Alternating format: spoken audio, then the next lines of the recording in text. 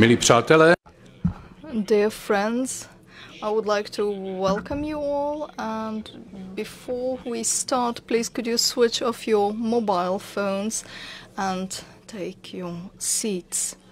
We would like to welcome you to the Patriot Hall of the Carolinum. We welcome all our distinguished guests, and we would like to open the 7th conference focusing on persecution for faith, called Freedom of Religion in Public Space this year. Thank you for being here or watching us online, and we hope that this conference will be fruitful. We are Daniel Raus and Monika Klimentová.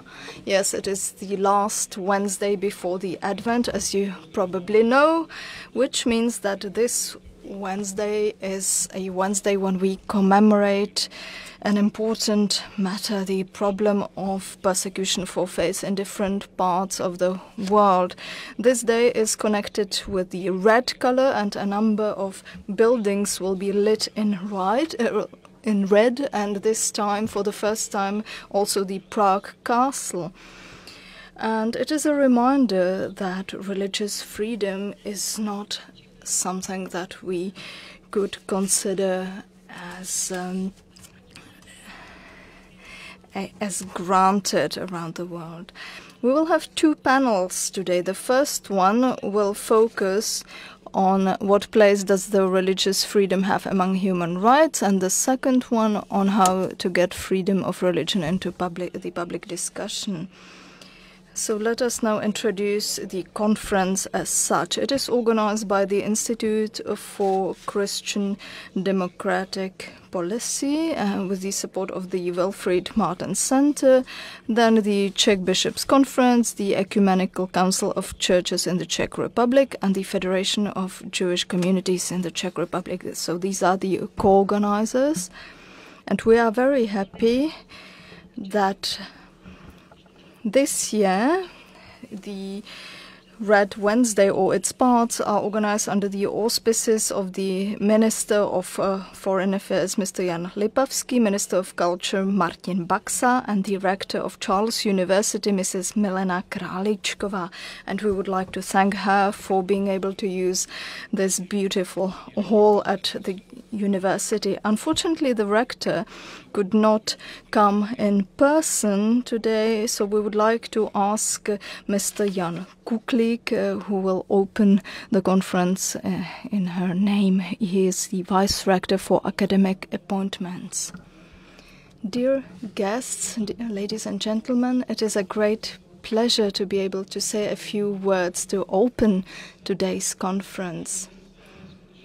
And it is a great pleasure for being able to host the conference in the Carolinum building with the active participation of Charles University. Being here in the Patriot Hall of the Carolinum is symbolic. Also thanks to this topic, because we have 3 theological faculties and other faculties that deal with topics that we are going to look at today. Charles University is a traditional partner of Red Wednesday. We have been meeting. We haven't been meeting here for the first time at the Patriot Hall. But I would like to speak not only on behalf of the rector, but in my own name, because my background is in history, and these topics are current, but we should remind ourselves that they have a historic background, a historical context that could be connected in Central Europe with what the university symbolizes, with what I have said, that we have 3 theological faculties. And since we are going to look at the question whether the religious freedom is a human right, I should say that it was as late as 1920 when Czechoslovakia started to consider the religious freedom as a human right, and also the possibility not to be religious at all. And of course we saw the developments in the 20th century, which wasn't only in the direction of progress, but as we saw under the Nazi occupation and after 1948, it was clear that this religious freedom was an important human right which wasn't respected. And that's what we saw in Czechoslovakia. And a change came about in 1989. So on behalf of my institution and myself, I'm very happy that this conference is taking place here, and I'm looking forward to the agenda and to the conclusions of the conference. And I'm very glad that the university supports this activity. Thank you, Mr. Kuklik.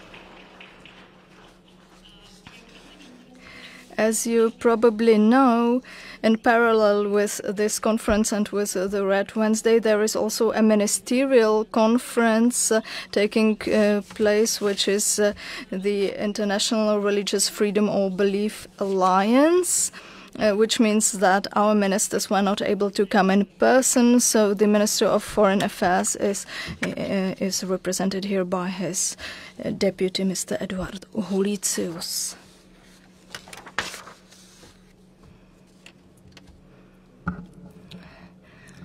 Dear Mr. Vice Rector, dear representatives of churches, dear friends, ladies and gentlemen, my minister is in Brussels at this moment, so I would like to apologize on his behalf and to thank on behalf of the ministry to all the organizers for organizing this conference.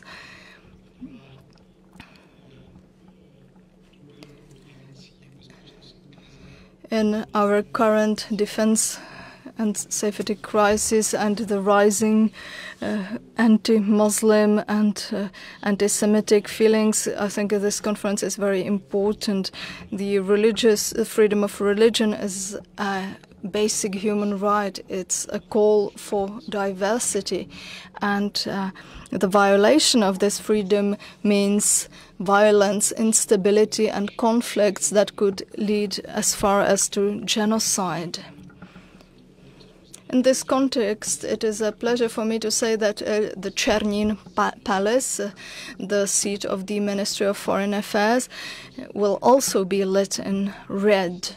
And my minister, Mr. Lipavsky, has granted the auspices not only to the Red Wednesday initiative, but also to the interministerial conference. As Mr.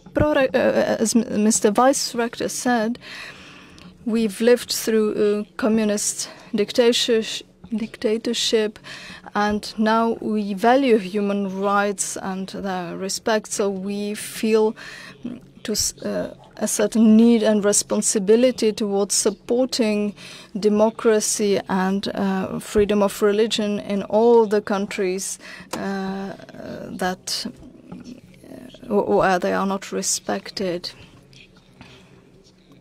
The Czech Republic, in its international policy, supports the right to non-discrimination and equality, which considers not only religion but also other matters like gender and race.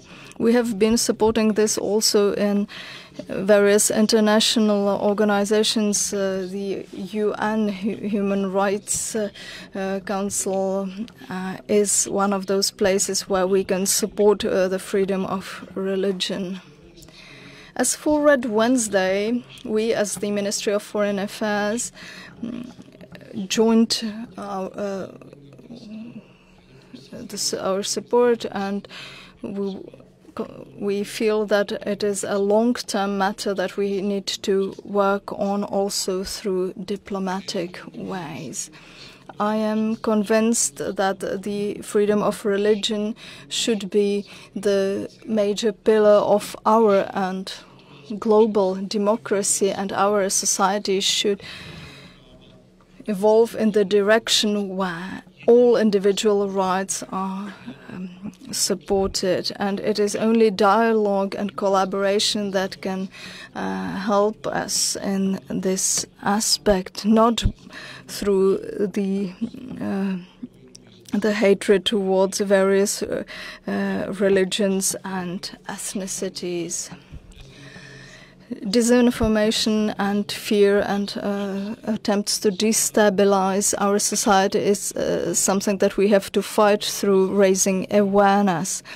The fact that we are meeting in the oldest university in our country is quite clear. Religious literacy is one of the ways that we can fight this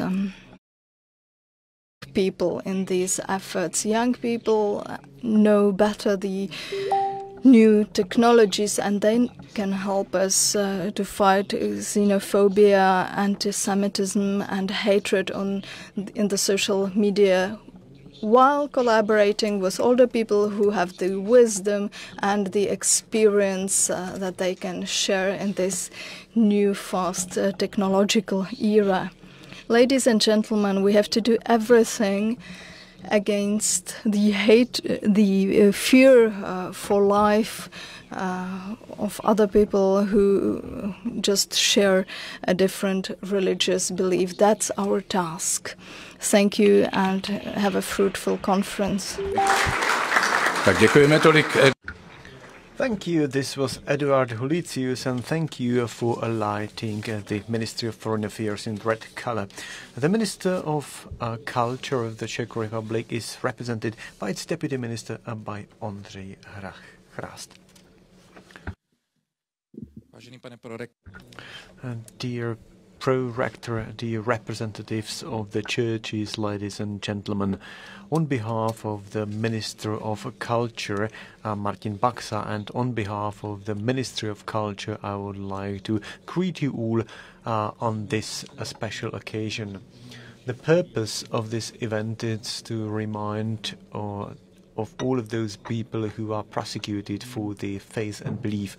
All of us who have gathered here today can identify many problems and the injustice caused by the religious hatred. At this moment, I would like to present one project which was prepared by the Ministry of Culture and the National Library. It is a project which we are now implementing and which shall relieve the problems when it comes to the prosecution of Christians. In association with the Russian war in the Ukraine, we can see that the protection of the faith and religious freedom is also endangered. We can see that the Russians are now demolishing the Ukrainian culture, including the paintings, libraries, and many objects, including the churches, which are evidence of the deep identity of the Ukrainian people. In Mariupol, for example, the Russian soldiers broke into the church and stole many objects. The Orthodox Church. I myself profess the Orthodox Church as well, and my grandfather was a priest, is also abused by the Russian propaganda. The symbol of this initiative of the Red Wednesday is the red color, standing for blood, blood of the people who unfortunately suffer for their belief. And we can also see the blood in the Orthodox churches occupied by the Russian army. That is why the Czech Ministry of Culture has decided to support the Ukrainian architecture and identity. It is projects Arka 1 and Arka 2. It is mobile units like vans or, for example, trucks that will save the literature in the Ukraine. Arka 1 cost 10 million Czech crowns, and private donors helped us provide for the funding. Arka 2 has just started the crowdfunding. It is called Let Us Connect with the Ukraine. This special technology is able to save the literature, and the operators can really scan the books and archive them centrally. And if you can go to the homepage zapojmerukrainu.cz. In this way, the Ministry of Culture is also supporting the religious freedom, which is unfortunately oppressed in the Ukraine too. In conclusion, I would like to sum up that if we want our children to be raised and grow up in a better world, then we must guarantee the freedom of religion, and we must treat everybody with respect and an open mind, and we must simply be opposed to any suppression or injustice. I think that today's event can make a contribution to this target, and I'm very pleased that I can be here in person on behalf of the Ministry of Culture. I wish your conference every success. We would like to thank Ondřej Chrást. Thank you for the opening floors. But we also have here representatives of religious institutions who very much care about the religious freedom. And now we would like to ask Stanislav Přibyl, representatives of the Czech Bishops' Conference, Petr Jan Vinč on behalf of the Ecumenical Board of the Churches, and Michal Peliška on behalf of the Federation of Jewish communities. Friends, in my name and on behalf of the chair of the Czech Bishops' Conference, Jan Graubner, I would like to welcome you to today's conference. I wish you to enjoy this conference. I wish you a lot of impulses for the protection of life and religion or belief in the future. I'm very pleased that we can cooperate with the Federation of Jewish Communities and the Ecumenical Council of Churches on this project. For the 6th time, we have organized this Red Wednesday, and I'm also very convinced that it also supports our friendship and our good relationships. I wish you a nice day.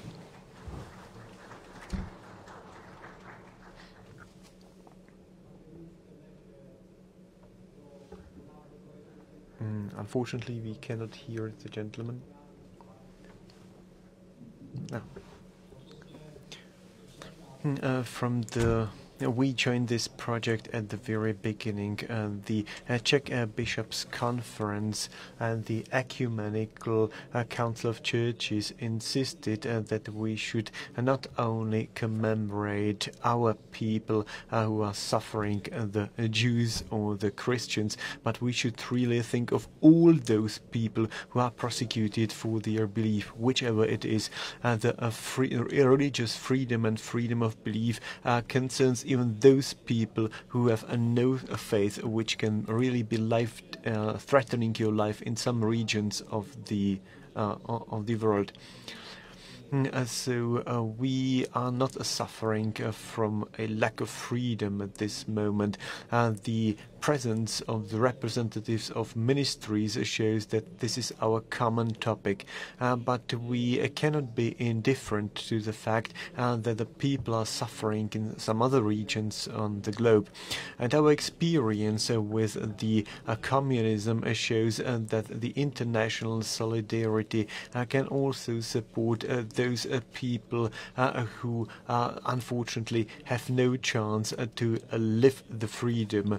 I'm pleased that we are here together and that we can express and manifest our solidarity with those who unfortunately do not have this good luck, who are not so fortunate. Thank you. Ladies and gentlemen, dear guests, I would like to share one important story with you that is very important for us, the Jews. You will know that at this moment we are experiencing a very, very demanding and tiring and sad period. You know what happened on October the 7th. You can hardly describe it with words what happened on October the 7th. We shouldn't forget that at this moment approximately 160 innocent people are still kept under arrest, including children, senior citizens and women. They are captives.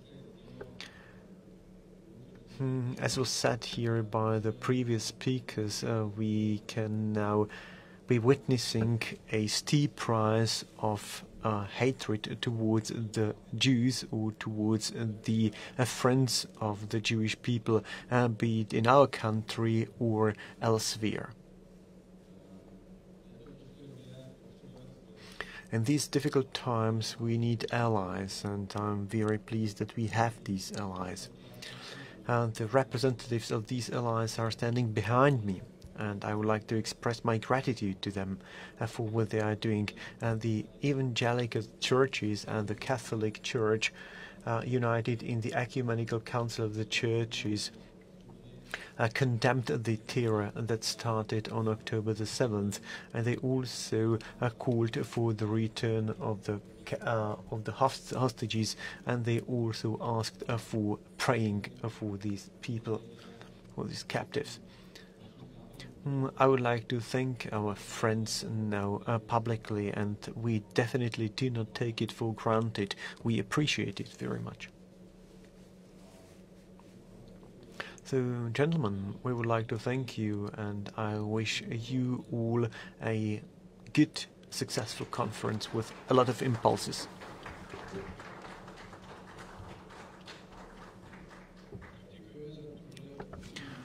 Thank you for these opening remarks. We will definitely return to this new form of anti-Semitism. It is a very serious question. We are now moving on to the first panel, and the first panel will now be dealing with an important and often neglected question. And the question is, what place does the religious freedom have among other human rights? Because there is a range of human rights and freedoms. So where can we enshrine or anchor the religious freedom? Is it neglected? In the first panel we will have 4 speakers: Fiona Bruce, member of the British Parliament and Prime Minister's Special Envoy for Freedom of Religion or Belief; Marcela Szymanski, representative of the organization Aid to the Church in Need; Rabbi David Rosen, special advisor to the Abrahamic Family House in Abu Dhabi; and Jose Luis Bazan, secretary of the COMECE, Commission on Migration, Asylum and legal advisor for Migration and Asylum. I will now remind you that after all 4 speakers have delivered their presentation, we will have a discussion. So should you have any questions, remember them, and then we will simply answer them. So the discussion will only be opened after the whole block. So Monica will now present the first speaker. The first speaker is Fiona Bruce. She has a beautiful, beautiful red jacket. Fiona Bruce, since December 2020, has been the special envoy of the UK Prime Minister for Freedom of Religion or Belief. In 2010, she became a member of the UK Parliament, and she focused on championing individual freedoms and human rights in the UK and abroad, including the right to freedom of religion or belief. She is also the vice chair of the committee dealing with this, and in 2022 she was elected the chair of the International Development Select Committee. I'm now handing over to her. Well, good afternoon, everyone, and it's a pleasure to be in your lovely city of Prague. There aren't many cities which are even more beautiful when it's freezing cold and snowing, but Prague certainly is. And thank you to the Czech Ministry of Foreign Affairs, the Ministry of Culture, to Charles University and all others involved for organising this important event today and for inviting me to speak on this distinguished panel and for giving me the excuse to wear this bright red jacket. Yes, I have the privilege of being the UK Prime Minister's Special Envoy for Freedom of Religion or Belief, and also the honour to have served as the Chair of the International Religious Freedom or Belief Alliance for the last 2 years. I'm delighted to be in Prague today on Red Wednesday because you have led the way over the last 6 years on Red Wednesday internationally. For example, bringing together so many people of different faiths to commemorate it. You mark it so much better than we do in London. We're just getting going with this, but we're learning from you. So I'm delighted that we now light up our Foreign Office, which is across the road from the UK Parliament. We light it red on Red Wednesday. And with the help of Aid to the Church in Need over the last 3 years, we've brought together members of Parliament for a meeting in the UK Parliament to mark Red Wednesday. This year, we had the privilege of hosting a visit from a nurse and a young mother of 4 children called Margaret Atta. She came over from Nigeria. By the way, Red Wednesday in the UK this year was last Wednesday, so I've actually had 2 bites of the cherry this year for Red Wednesday. So we commemorated it last week, and Margaret came over with her husband Dominic, lovely Christians who were in church last Pentecost Sunday when the church was attacked by Islamic State terrorists.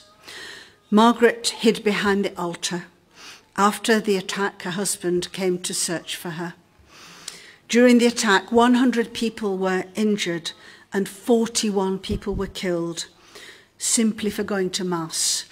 Margaret lost both her legs and an eye. But I was truly inspired and humbled by her courage, her hope for the future, and her sustained Christian faith despite everything she has suffered. And I'm also delighted to report that last week on Red Wednesday, our Prime Minister commemorated Red Wednesday in the House of Commons, watched by millions on TV in the UK and across the world. So thank you to all of you here who are leading the way and inspiring other countries on Red Wednesday. And it is clearly making an increasing mark. And that is much needed, of course, because around the world, the numbers of those who are being persecuted simply on account of what they believe is increasing. Freedom of religion or belief has never been more at risk. Now, I mentioned that I chair the International Religious Freedom or Belief Alliance. And before I go on, I just want to say a few short words about it. It's a grouping of 42 governments now, committed to working together to promoting and protecting the right to freedom of religion or belief around the world. It's only 3 years old, but has grown rapidly in size and effectiveness.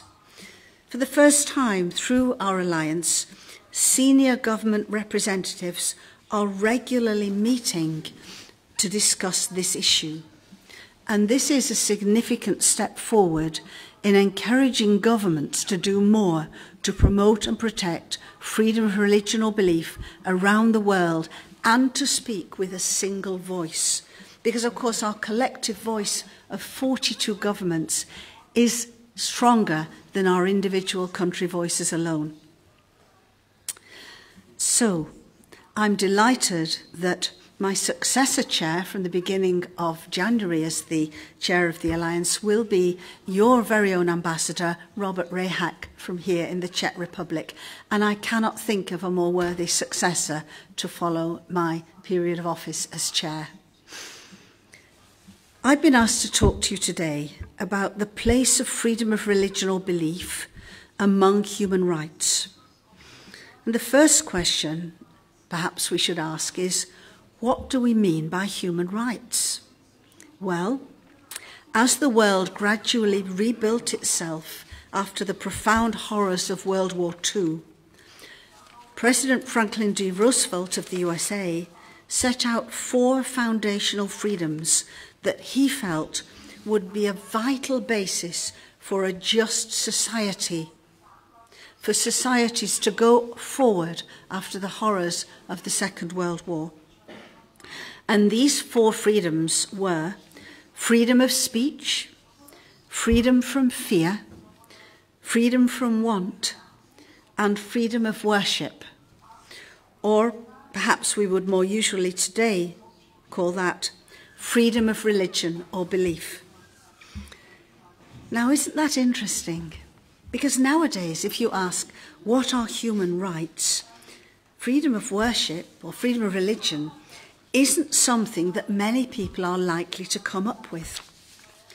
But it was right up there as a foundational freedom for a just society for President Roosevelt.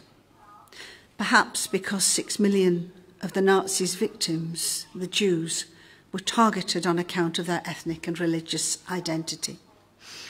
A tragic fact I know that you here in Prague are very much aware of on Red Wednesdays. So freedom of religion or belief became a central tenet of the Universal Declaration of Human Rights, drawn up in 1947, alongside Roosevelt's other foundational freedoms. And other freedoms, other rights, such as freedom of association, freedom from torture, or the right to education. So the Universal Declaration of Human Rights really sets out what most people still mean by human rights across the world today. And of course, Article 18 of the Declaration is the one that covers freedom of religion or belief. The right to have a religion, the right to manifest or exercise that religion alone or with others, and the right to change religion. I hope that our American friends here today will be encouraged that I very much agree with President Roosevelt's conclusion about freedom of religion or belief being of foundational value. Because whilst other human rights are independently valuable and interdependent, I believe that the right to freedom of religion or belief is of foundational value, and that we should be arguing this much more. Freedom of religion or belief is not a side issue. Freedom of religion or belief concerns should be at every international summit, because they are at the core of so many violations of human rights across the world today. Without freedom to believe or not to believe, it's hard to understand how other human rights make sense. Freedom of speech, freedom of assembly, of movement, of expression, the right to equality before the law, the right to education, to privacy, to family life and marriage. All of these are predicated and contingent upon the right to freedom of thought, conscience, and religion. It is our inner beliefs which motivate us to act on so many other issues.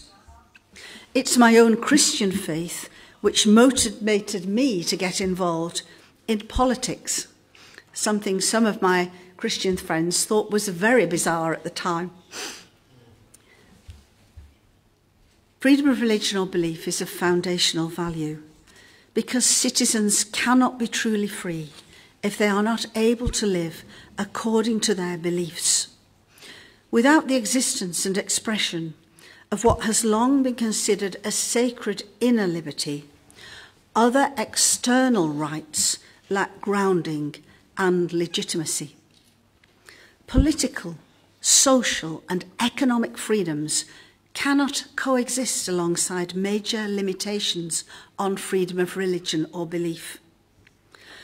Freedom of religion or belief could exist without democracy, but it is hard to see how democracy can exist without freedom of religion or belief.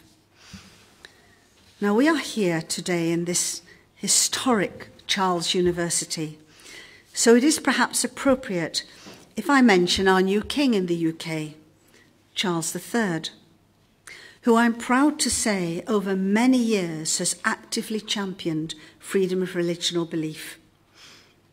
And as Charles University is so historic, allow me to mention a little more history, if I may.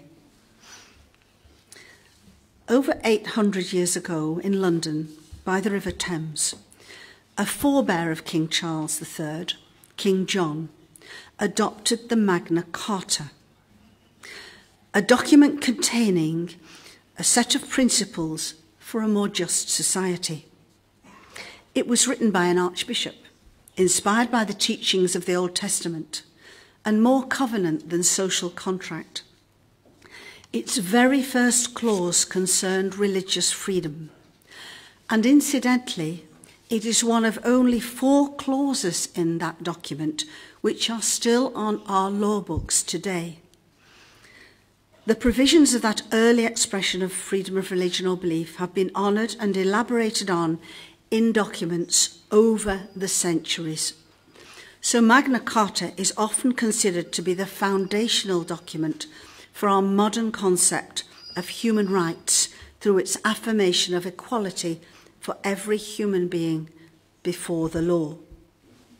And to speak again of our American friends, an American Chief Justice, John Roberts, put it like this: the Magna Carta contained the seeds of what we now regard as essential liberties.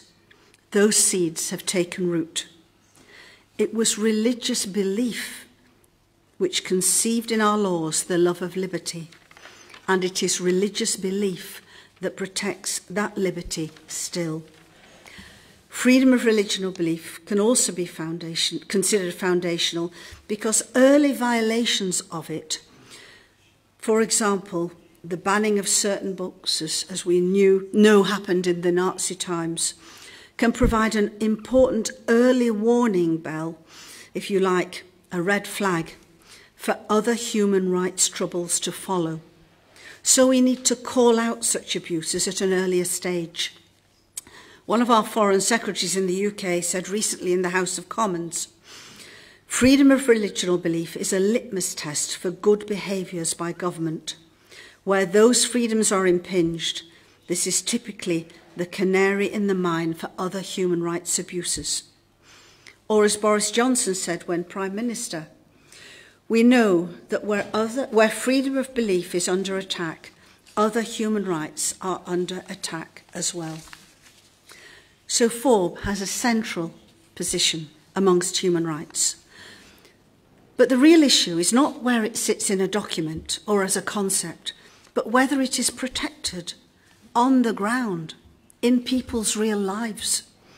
And sadly, that situation is not good.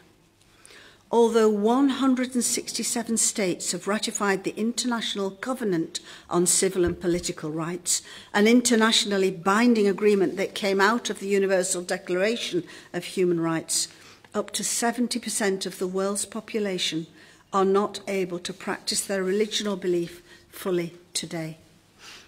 It is simply not acceptable for a young girl to be kidnapped from her home and so-called forcibly converted, forcibly married by being raped multiple times when she goes to a police station or tries to get justice through the courts, she is turned away in a country which has adopted Article 18 of the Universal Declaration of Human Rights and the International Covenant on Civil or Political Rights. It is simply not acceptable that terrorists should be able to attack people like Margaret, who I spoke of earlier, simply for going to church, and that those terrorists should get away with it with impunity without any action being taken against them. In closing, the UN Vienna Declaration of 1993 asserts that universal human rights are indivisible, interdependent, and interrelated. In practice, however, Within the family of human rights, it can be too easy for freedom of religion or belief to be seen as on the margins, when in fact it is foundational. We need to keep working together to ensure that this right remains an integral part of human rights work. Thank you for doing so, as we strive together for a world where everyone is free to follow without fear the religion or belief of their choice. Thank you for listening to me today. Tak. Děkujeme. Thank you, Fiona Bruce. We now have a short delay, but we will then catch up. The Red Wednesday started in the UK, so it means that we are learning from the UK. And now I'm asking Monica to present the next speaker, even though the next speaker does not need any introduction. Everybody knows Marcela Szymanska. Marcela cannot hear us probably at the moment because she doesn't have the headphones on. Marcela has been here for the 7th time. I will now remind you of the fact that she's been active in Brussels and she's been dealing with democratization and human rights. She's also the editor-in-chief of the Religious Freedom Report, which is published by the Aid to the Church in Need, and she's also a member of the Center for the Shared Civilization Values, which is a new working group within the G20.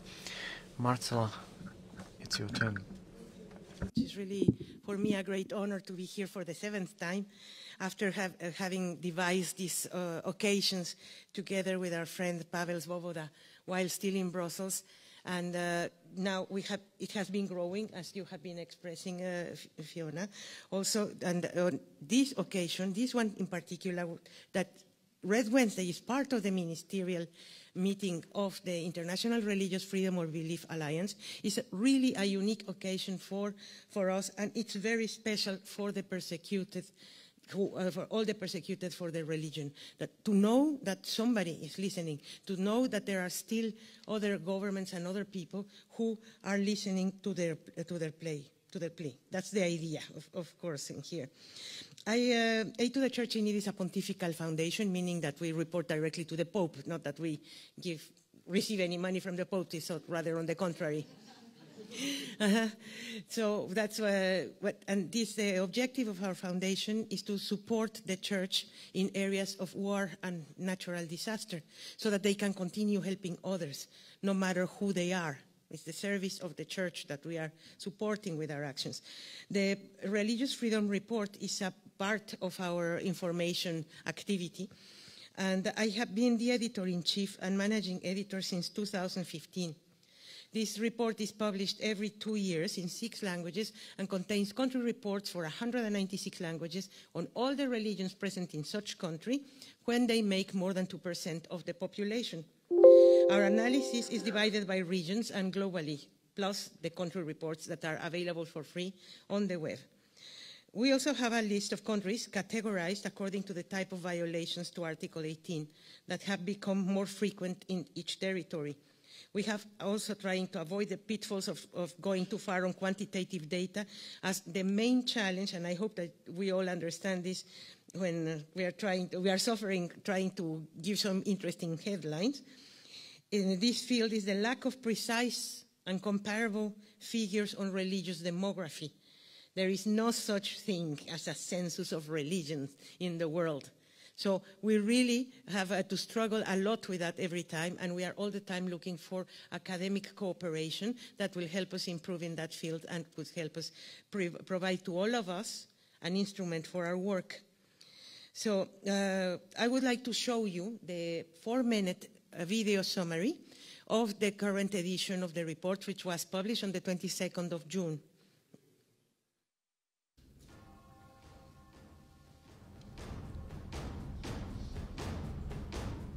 Freedom of thought, conscience, and religion is a fundamental human right.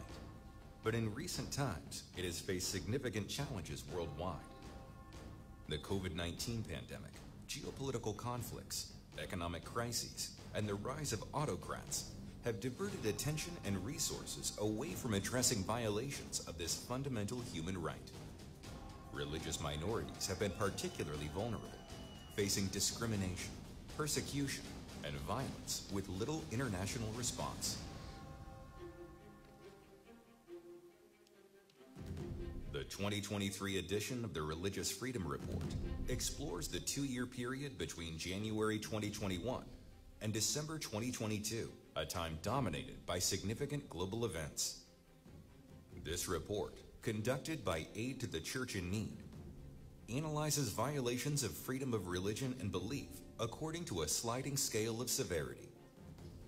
The research reveals that in 61 countries, where 4.9 billion people live, discrimination and persecution against religious minorities are apparent, with the fundamental right to freedom of thought, conscience, and religion under pressure or curtailed through new laws.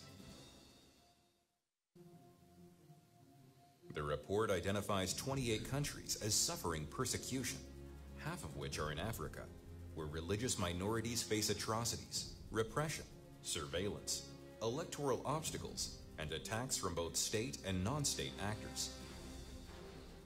Shockingly, citizens are persecuted or even murdered by their own governments, often with little or no response from the international community. Autocrats, including authoritarian governments, Islamist extremists, ethno-religious nationalists, and organized criminal groups are the driving force behind the worst violations of religious freedom. These persecutors seek to eliminate the authority held by undesired religious communities. The repeated violent attacks force religious minorities to immigrate, reducing a faith group to the point where its long-term survival is in doubt. In the discrimination category, 33 countries demonstrate deteriorating religious freedom conditions. New anti-conversion laws have been introduced and existing laws strengthened, which carry fines and prison penalties to both the convert and the spiritual guide. In the Middle East, punishment for apostasy can go as far as the death penalty. In the education system, reports in Asia reveal that increasingly textbooks have been revised in favor of the majoritarian religion, eliminating the historical contribution of religious minorities.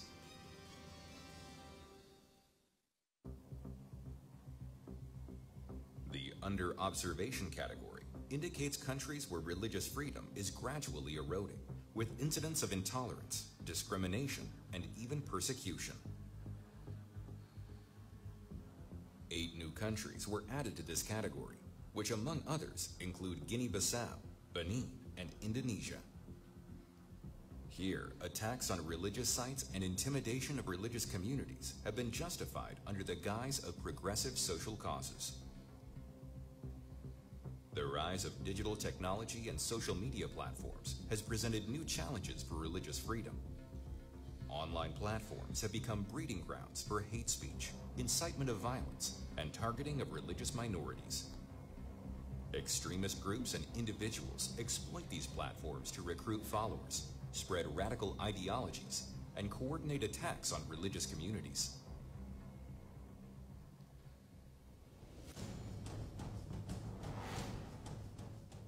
The fundamental right to religious freedom is under threat as never before.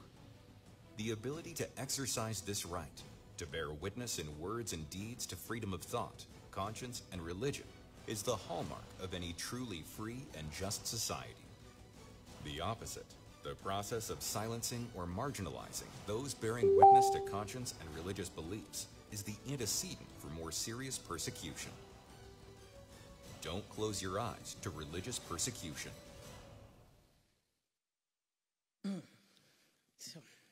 Thank you very much for your attention. This is the very speedy summary of a book that actually has more than 1,000 pages.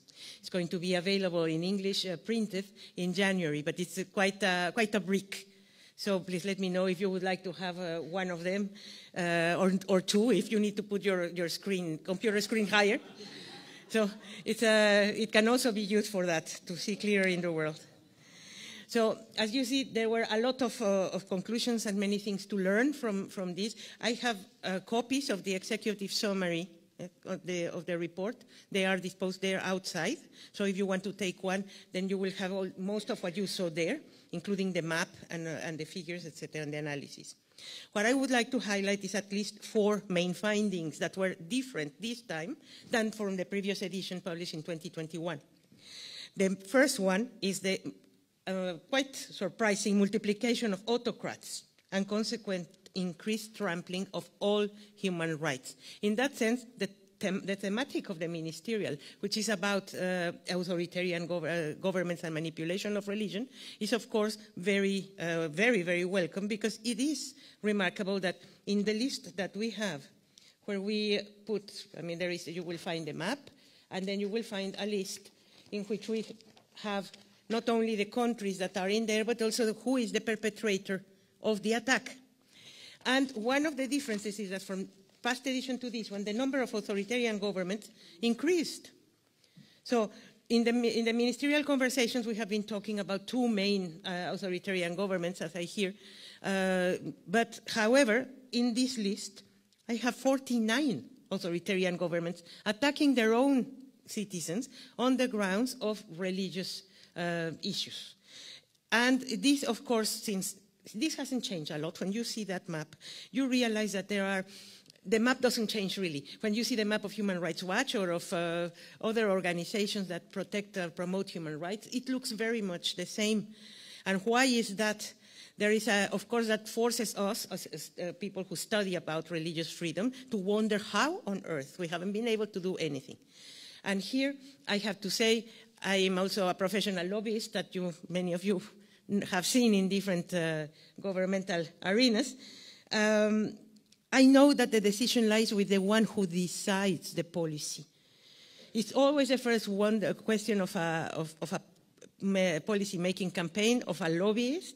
Who decides? Let's go for this person. Let's go after this man, this woman, who is the one who decides what is the policy of a country towards another, particularly when another country is violating fundamental human rights that we publicly say that we adhere to. In an organization like the IRFA, even more clearly, we say that we are countries where we promote and protect the religious freedom, the Article 18, freedom of thought, conscience, and religion, not the one or the other. No?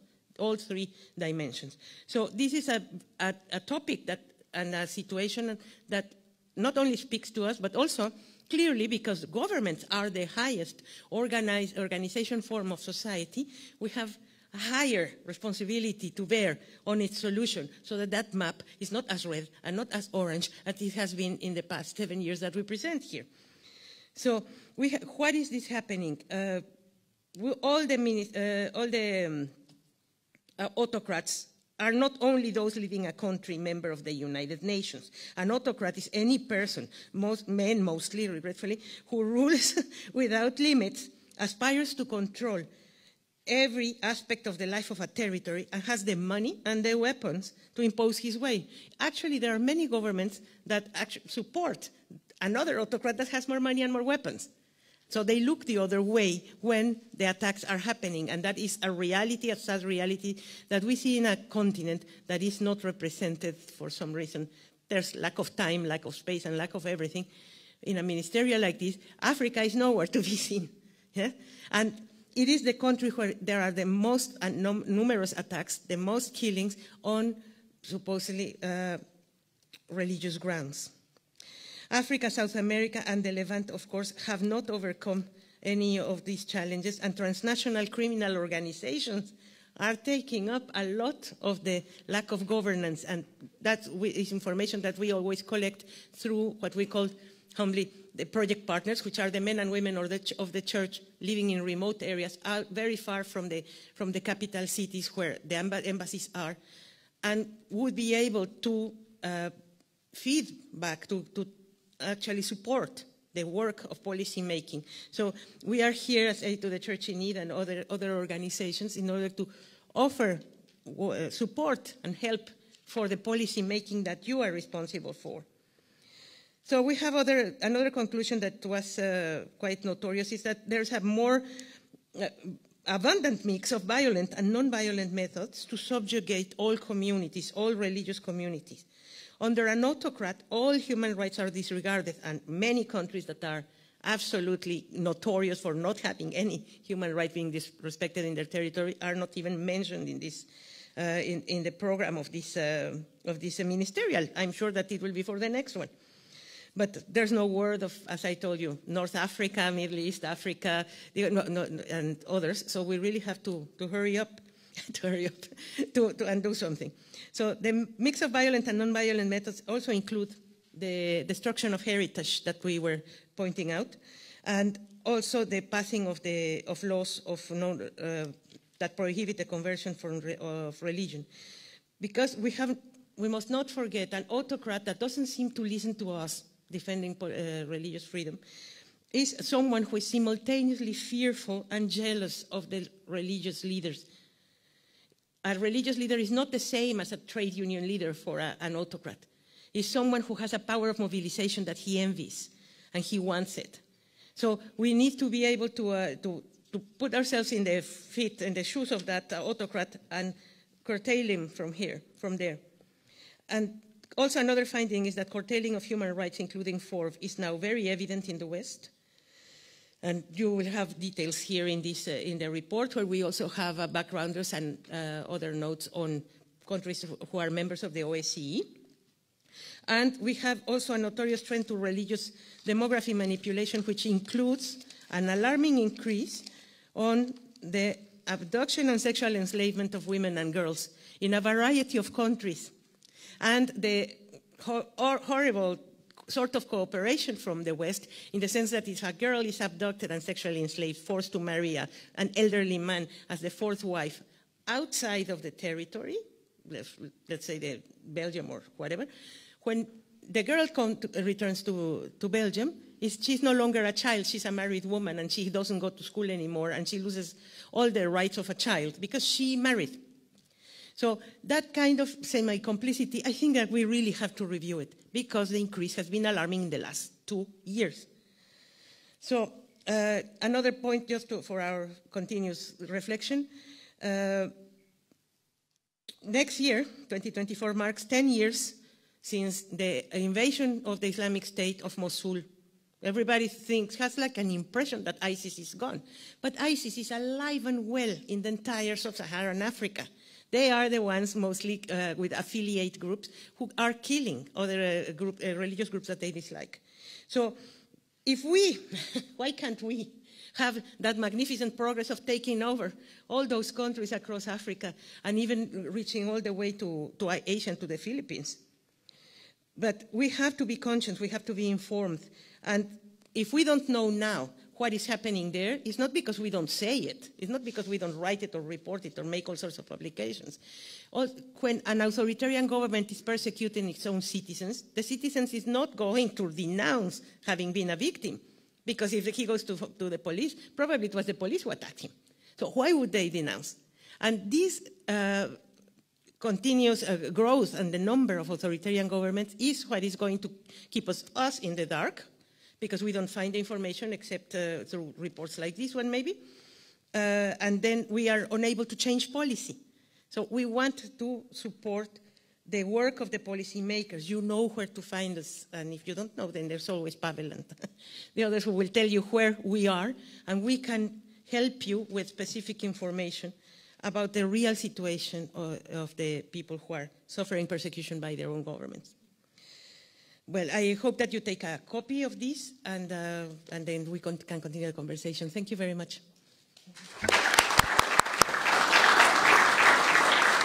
Tak děkujeme Marcele Šimanské. Thank you, Marcela Šimansky.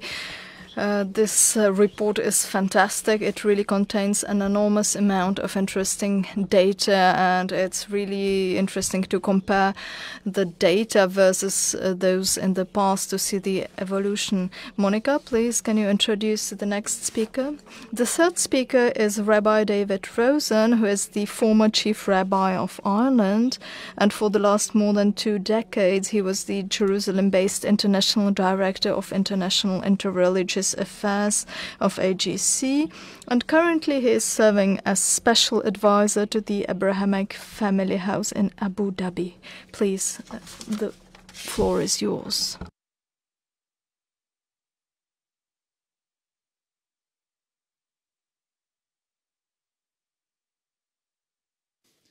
Thank you very much, distinguished leaders and representatives of religious and civic institutions, ladies and gentlemen. It is a great honor for me, a double honor for me to be with you in this venerable institution and this very special hall. First of all, it's an honor in itself.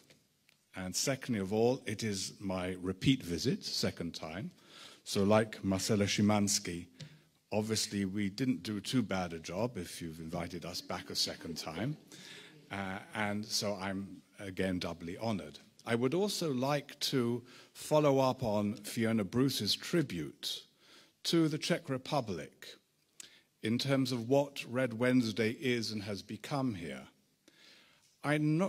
As you all know, Red Wednesday is commemorated in many parts of the world, but I don't know of anywhere else, maybe there is, but I don't know of anywhere else, where the Jewish community is an integral partner together with the Christian churches in this endeavor. That, I think, is a remarkable tribute to the churches themselves in this country, and it's a tribute to the Jewish community.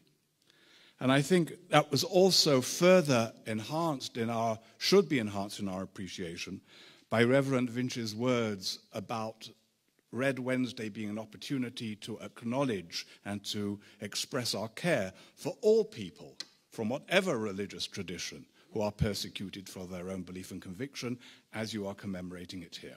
And I think that Fiona is absolutely right that you are a beacon to the world, and I hope the world will follow your example.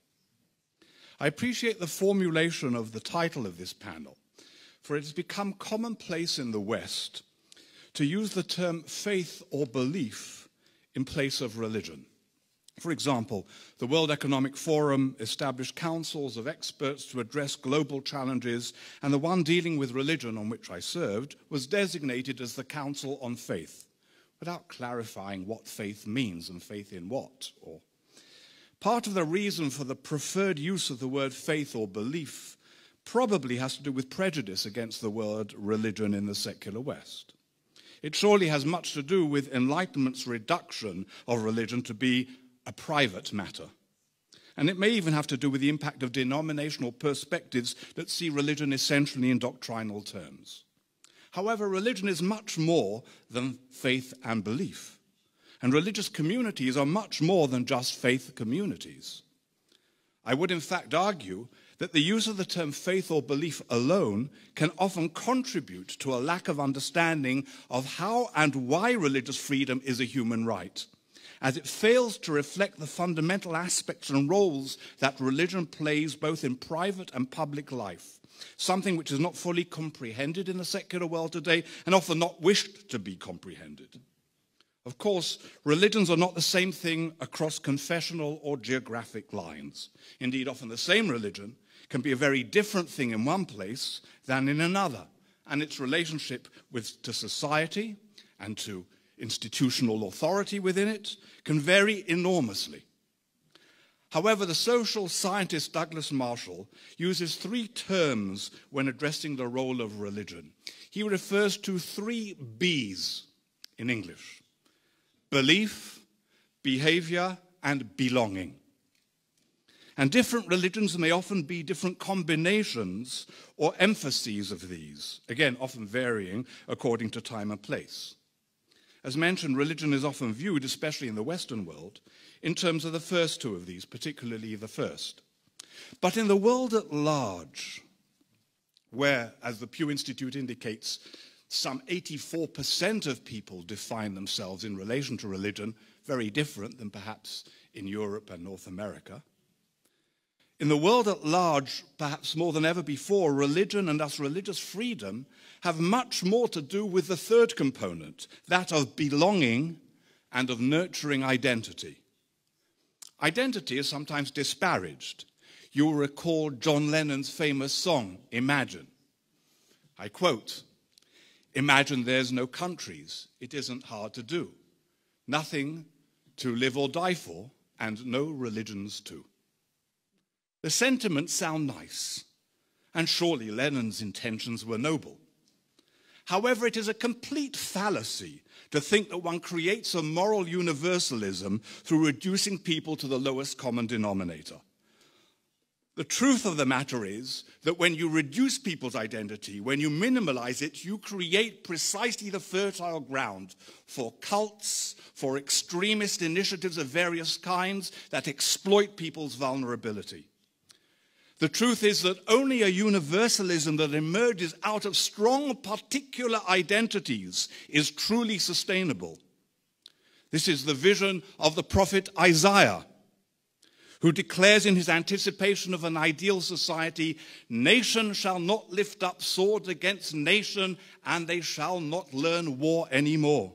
Nations still exist, but they know how to live constructively with one another in peace. Religion seeks to give meaning and purpose to who we are. As a result, it is inextricably bound up with all the different components of human identity, from the most basic, such as family, through the larger components of communities, ethnic groups, nations, and peoples, to the widest components of humanity and creation as a whole. These components of human identity are the building blocks of our psycho-spiritual well-being, and we deny them at our peril. As I have mentioned, social scientists have observed that within the modern human condition, counterculture, drug abuse, violent extremist groups and cults are a search for identity on the part of the disorientated and alienated. Thus, religion has a critical role to play in giving psycho-spiritual stability to both individuals, communities, and society. The healthy expression of religion, therefore, is inextricably bound up with people's self-image and dignity. And respect for human dignity is the foundational principle of human rights. However, while the components of our identity affirm whom we are, by definition, at the same time, they affirm whom we are not. When we feel part of and connected to a wider society, our identities can play a constructive role in advancing social cohesion. But when we feel threatened, physically or psychologically, we all too often use and abuse these components to secure ourselves against the wider society, invariably disparaging the latter and other communities. We may describe the positive process in terms of a spiral. The different components of our identity are like circles within circles. When they feel secure within the wider circle, the wider context in which they find themselves, then they can affirm, open up, and spiral constructively into the broader context. Families engaging other families, congregations collaborating with other congregations, and religious communities working together with other communities, affirming the human dignity of all and strengthening the fabric of the society as a whole. But when these components of human identity do not feel comfortable in the broader context, and where the religious communities as well as individuals feel that their religious dignity is denied or disparaged, they cut themselves off from the wider context, isolate themselves, and invariably compound a sense of mutual alienation and hostility. Instead of a constructive spiral, we have increasing isolation and resentment. Thus, the wider society actually has a strategic interest for its own cohesion and well-being in guaranteeing and respecting the free expression of religious identities, which most religious communities around the world see as the free expression of their religious belonging and identity.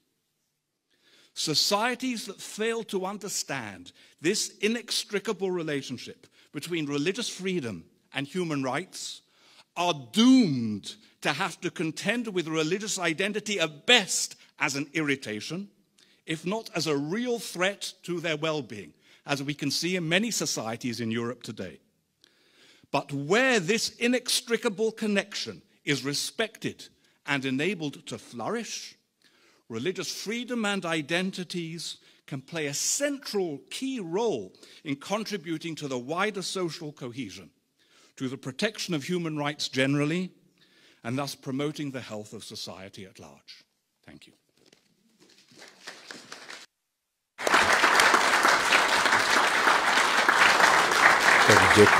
Děkujeme. Thank you, David Rosen. It was really staggering. And now Monica is going to present the last speaker. The last speaker of today's panel is José Luis Bazán. He is a legal advisor on international religious freedom, migration and asylum in the Commission of Catholic Episcopal Conferences of the European Union, COMESA, based in Brussels. His recent research on international religious freedom focuses inter alia on the protection of religious communities, in particular in the Middle East and Africa. The floor is yours.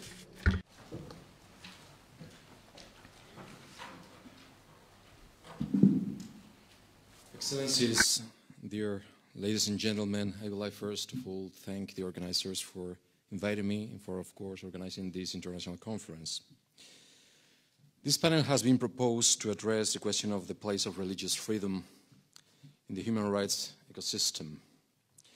The obvious and consensual answer for jurists, either scholars or practitioners, could be that at least until the 1980s, religious freedom had the same status, consideration, standing and legitimacy as all other human rights. And there were reasons to support this assertion. If one looks at the wording of the International Human Rights text, from the Universal Declaration to the New York Covenants, from the European Convention of Human Rights to the Pact of San Jose de Costa Rica. And still today, as those international human rights instruments and declarations are in force, the same answer would be valid, but in my view, clearly insufficient to explain the reality of religious freedom as a human right in our contemporary societies, in particular in the Western world. In the last years, we have seen the reformulation of the generally accepted wording of Article 18 of the Universal Declaration that speaks of freedom of thought, conscience, and religion as one single freedom. In my view, there is an attempt to divide this freedom into three autonomous, albeit connected rights, singling out freedom of thought and conscience as belonging to the realm of non-religious individuals, why freedom of religion would be, in that perspective, only for religious believers. This deconstruction, made through the so-called soft law, that's to say non-legally binding political statements, resolution programs, etc., could imply in practice, for example, that ethical views by religious people would be seen by definition as biased and therefore rejectable in public debates where non-partisan arguments are expected. Religious believers could be allowed to exercise, of course, their religious freedom, basically worship, but not their freedom of thought and conscience, at least at the same level of protection than non-religious believers. These last ones are seen as those who can enlighten the contemporary ethical questions with unbiased, universal, rational, and moral arguments in fields like, for example, abortion, euthanasia, embryonics research, etc., while biased religious believers are seen as just making religion even when they provide sound and scientific rational arguments to the debate. In this context, would, for example, an Orthodox Catholic be eligible for an ethics committee at a public hospital? As Christian faith is increasingly and unfairly seen as non-rational, non-neutral, any Christian candidate is perceived as unable to give a rationally sound and impartial response to moral questions in a pluralistic society. Breaking out the single freedom of thought, conscience, and religion in two blocks would mean subordinating religious freedom of believers to the dictates of freedom of thought and conscience of non-believers. The depiction of the public space as religiously neutral would demote freedom of religion to a second-class freedom, in some cases even associated with irrationality, superstition, and sectarianism, a permanent source of problems. In the Faith for Rights toolkit promoted by the UN High Commissioner of Human Rights, for example, it is said that, I quote, "Freedom of conscience is imperative and larger than freedom of religion or belief," end of the quotation. Considering conscience as imperative and broader than religion is, in my view, misleading, because religion, at least the main dogmas and rituals in the religion, are also imperative, in conscience, for the believers. This assessment is also risky as it provides a certain argument for moral supremacy of non-believers over believers. This artificial isolation of freedom of religion from freedom of thought and conscience could elevate these last rights to first-class freedoms as expression of rationality and universality and a solution to social tensions. Ultimately, freedom of religion could become freedom from religion. The expression freedom from religion has been successfully spread over, despite its derogatory nature, considering that the religion is a kind of chain from which to free oneself implies a biased and pejorative notion of religion as a slavery, to be redeemed of it.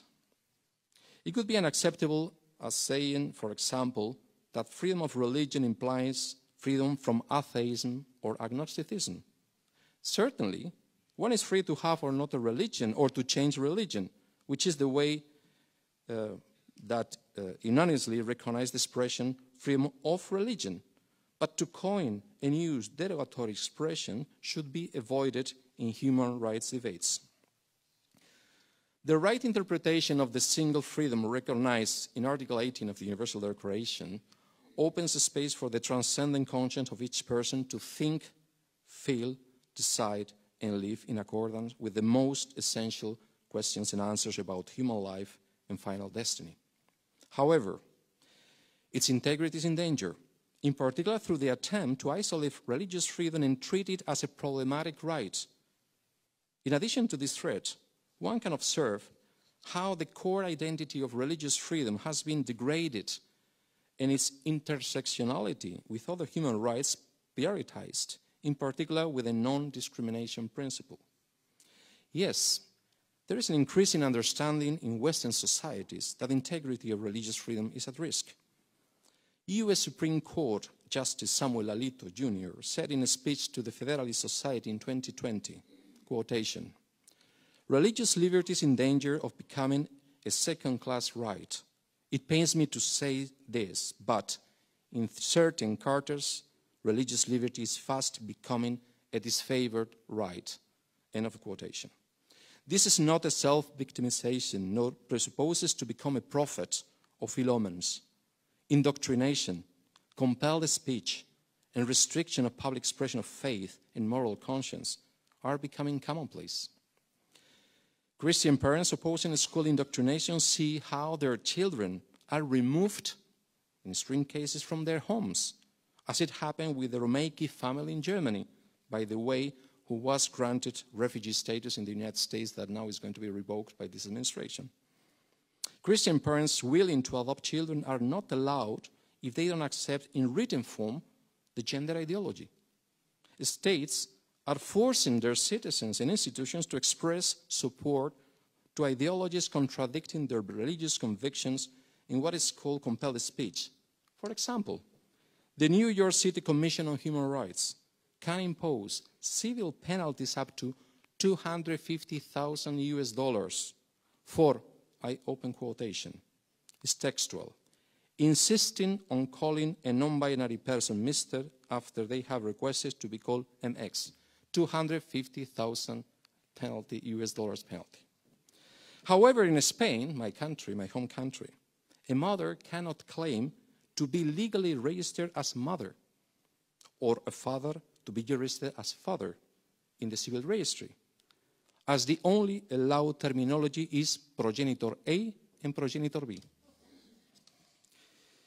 Hate speech legislation has turned dissenting speech from mainstream ideologies into a crime.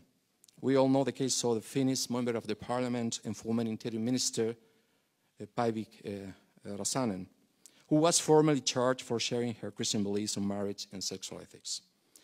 3 Spanish Catholic bishops, have been denounced before the criminal courts for hate speech, just for commenting some passages of the Bible. Professionals are suspended, fired, or not hired due to their religious conviction when they oppose mandatory mainstream moral standards. Entrepreneurs are sanctioned if they deny conveying messages in their business, products, or services, supporting ideologies that contradict their religious beliefs. The United Nations is already calling for the limitation of the fundamental right to consensus objection of health workers, as the World Health Organization does not consider that a fundamental or a human right. And it's also depicting it as an obstacle for not legally recognizing international law right to commit abortion. Countries like Sweden bans health staff to exercise the right to consensus objections to abortion. Spain is listing doctors who oppose to perform abortions with the risk associated for their professional careers. They are not making the list of those who are willing to perform abortions, but the opposite. What for? What for? What do you want a list of doctors who do not want to commit abortion? These are not isolated cases, as very few of them are reported. And this is a worrying trend. Marginalization of religion and religious liberty is becoming mainstream. And this reality is very symptomatic of the health of our Western democracies.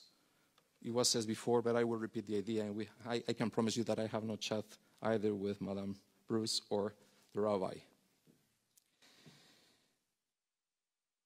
The level of respect for freedom of religion, thought, conscience, and religion is the best detector of human rights violations because of its immense ramifications in relationships with other human rights, and because it expresses the intimacy of the human being, his true nature of transcendent rationality.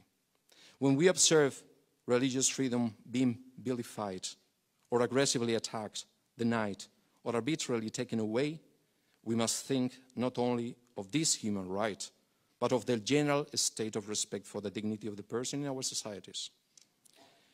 It is maybe time to remind the European Court of Human Rights the very famous case Kokkinakis of 1993, a case about freedom of thought, conscience, religion.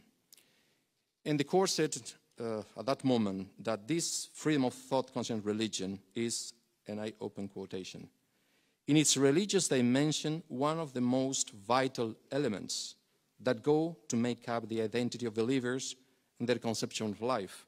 But it's also a precious asset for atheists, agnostics, skeptics, and the unconcerned. This is the European Court of Human Rights, end of quotation. Let us not allow this precious asset to be disregarded and abused by ideologies or particular interests, nor allow it to be hijacked by unredeemed fanatics. Freedom has no alternatives. The preservation of the integrity of the speculative, moral, and transcendent dimensions of all human beings, either religiously affiliated or not, is a real challenge that deserves our best efforts to be made. Thank you very much.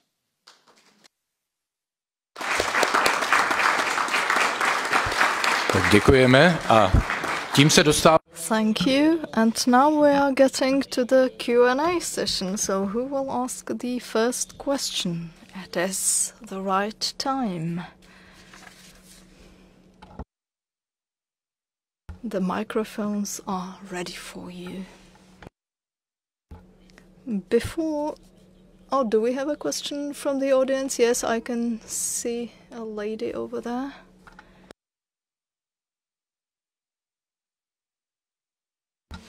Hello, my name is Monika Hašková. I wanted to ask about the situation in the EU, whether we can get some specific figures. I believe that the report is really detailed, but maybe could we have the evolution in the last few years, how many attacks on who? I'm asking as a journalist here, and I'm getting to the matter of press, because what we are speaking here about is very important, but it is not covered by the media that much. And do we have any journalists here around, or is there going to be any press report? So this is for the organizers, I believe, but let's ask Marcela Szymanski in what concerns the first part of the question. Yeah, thank you very much for that question. It's, of course, the one that we fear the most because of the difficulty for the public to understand that it is actually forbidden to ask whose religion you have in the European Union. There are very few countries that accept that kind of question in the census. So nobody knows how many people from each religion are existing in each country. And also, there is one organization that is called the OSCE, ODIHR, who collects data on hate crimes. Hate crimes meaning physical attacks on people or property every year as reported. So the words as reported are the most important ones here, because if the victim doesn't report it, or nobody else does, then there is absolutely no way to know how many attacks. So our best source, my dear colleague, because I'm a former journalist of CNN in Español, so I know that there is a demand for these figures. The best source remains that database on hate crimes of the OSCE, but you will only find physical attacks on people or property. Okay? If you want to know of other type of attacks, that harassing in the street or somebody spitting on another or something, it will rarely be reported by the victim themselves. The victims themselves tend to downplay the situation, and they don't give any particular importance to that. But for example, in the United States, they understood recently, relatively recently, the danger of not reporting, and they have started making also databases of physical attacks to religious property. But this is very recent. So we are in that struggle continuously. But I advise you to look at that OSCE for Europe, and the one in, there are several databases on recent attacks, United States and Canada. Děkujeme. Další otázka. Another question. In what concerns the materials about Red Wednesday, I believe you can all find it on the červenastředa.cz webpage, or ask the organizers. Do we have another question? To the panelists, this has been very informative. My question is to Mr. Bazan, and I apologize if I'm not saying the name correctly. So I'm just reading here that you are the legal advisor for migration and asylum and for international religious freedom. Given that many of the countries that have high numbers of people coming in seeking asylum or are migrating to Europe are from countries where there are gross violations of freedom of religion, what is your position on the increasing rejection of Europe of a responsibility to accept these asylum seekers and migrants? And what is your assessment of the increasing rejection of the right to abide in Europe? José Luis Bazán. Yeah. Thank you very much for the question as well. When we talk about migration influx to Europe, we must understand that it's a hybrid influx. The majority of those coming here are not refugees, are economic migrants. In accordance to the EU law, there are legal titles to come into the EU for work and for other reasons, for example, family reunification. If you don't have any of the legal title, you have to apply for asylum. But the majority of those applying for asylum do not get recognition. Why? Because the majority of them are not refugees, in accordance to EU law. The main core ground for being refugees is to be persecuted. This is a 1951 UN Convention, which is included in the EU law, but it has been extended in what we call the international protection. For example, humanitarian protection is not necessarily persecution, but it also is in the, let's say, in the realm of asylum. Maybe you're asking about other thing, which is why the rate of recognition of asylum is so low. There are several reasons. Sometimes it's the lack of evidence, because every country has a list of safe countries. If you come from a safe country or a country of a region considered safe from the country that are processing the asylum request, you will be refused. You will be rejected. And every country has a different list. There is no EU list of safe countries. There's no agreement. So if you go to the UK, you have one list. If you go to Germany, another one, etc. No? So there are several reasons. But I would like also to link your question to the main topic here, which is religious freedom. why the rate of recognition of asylum seekers arguing religious persecution is so low. I tell you one thing, maybe you have heard BBC reported on that, many other media. What type of questions are made by the administrative staff in the asylum units in the UK or in Germany and France? So you say that you come from Pakistan and you are Christian, okay. Okay, we have to see if it is a genuine claim. We have to check if you are really Christian. So please tell me the list of prophets of the Ancient Testament. And I say, well, I think that even the Pope will not be able to answer that question. So none of us will be Christian in terms of the UK administration. Or tell me the color of the Bible. But what do you mean the color? You can have, maybe except in pink, the rest of the colors are valuable. Or tell me, you know, which were the process of writing the St. Luke and, you know, all the New Testament. What is the process of writing, you know? So these are theological questions and related to the daily life experience of a person that probably knows very little about Christianity in terms of history and theology, but is a real Christian because he heard something or had a friend Christian, and he heard about Christ, you know, forgiving, about, you know, eternal life and so on. So what the problem we have in Europe sometimes is the lack of understanding of what religion is at the level of administration. And I can tell the same about the EU. I tell you one anecdote. One of the nuncios, you know, the Papal nuncio is the ambassador of the Pope, not of the Vatican. There is no such a thing of ambassador of the Vatican. Every time the nuncio is the Papal nuncio, is the person of the Pope, which, by the way, is the head of the diplomatic body to the European Union. So one Papal nuncio, previous one, was telling us that in his conversation with the ambassadors of the permanent representatives of the EU member states to the EU, one of the permanent complaints was that they have a very high level, technical level, so very competent staff, but the lack of knowledge of history, religion, and so on. And this is what I find. Sometimes I've been 13 years already working in Brussels with Marcella and others. And in my view, most of the people I deal with in the External Action Service, the European Commission and so on, there is no bad intention or bad will. In my view, it's less knowledge of what religion means. For example, we have the problem of partnership between religion and the European Commission in terms of humanitarian development aid. They're very reluctant to give EU money, which is our money as well, as citizens. They say, no, because there is a kind of suspicious that you're going to misuse it for proselytation. I'm sorry, but I have a charitable project, you know, for potable water in Africa. So you can try, you can check the money if it goes to the right.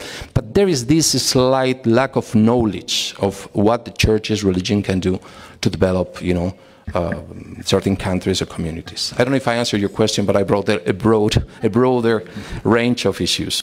Děkujeme. Julia Bickner. Julia, please. Ex-BBC. Very much. Actually, I'm a huge fan of José Luis's work, and also Marcella, but I want to speak on behalf of both my ex-employer, the BBC, and also my government, because they are represented here by Fiona Bruce. Yes, José Luis, that was true of the British authorities maybe a few years ago. But actually, some people in this room, of whom Fiona is one, and there are others, I'm sure, we realised that this was a problem with our immigration authorities.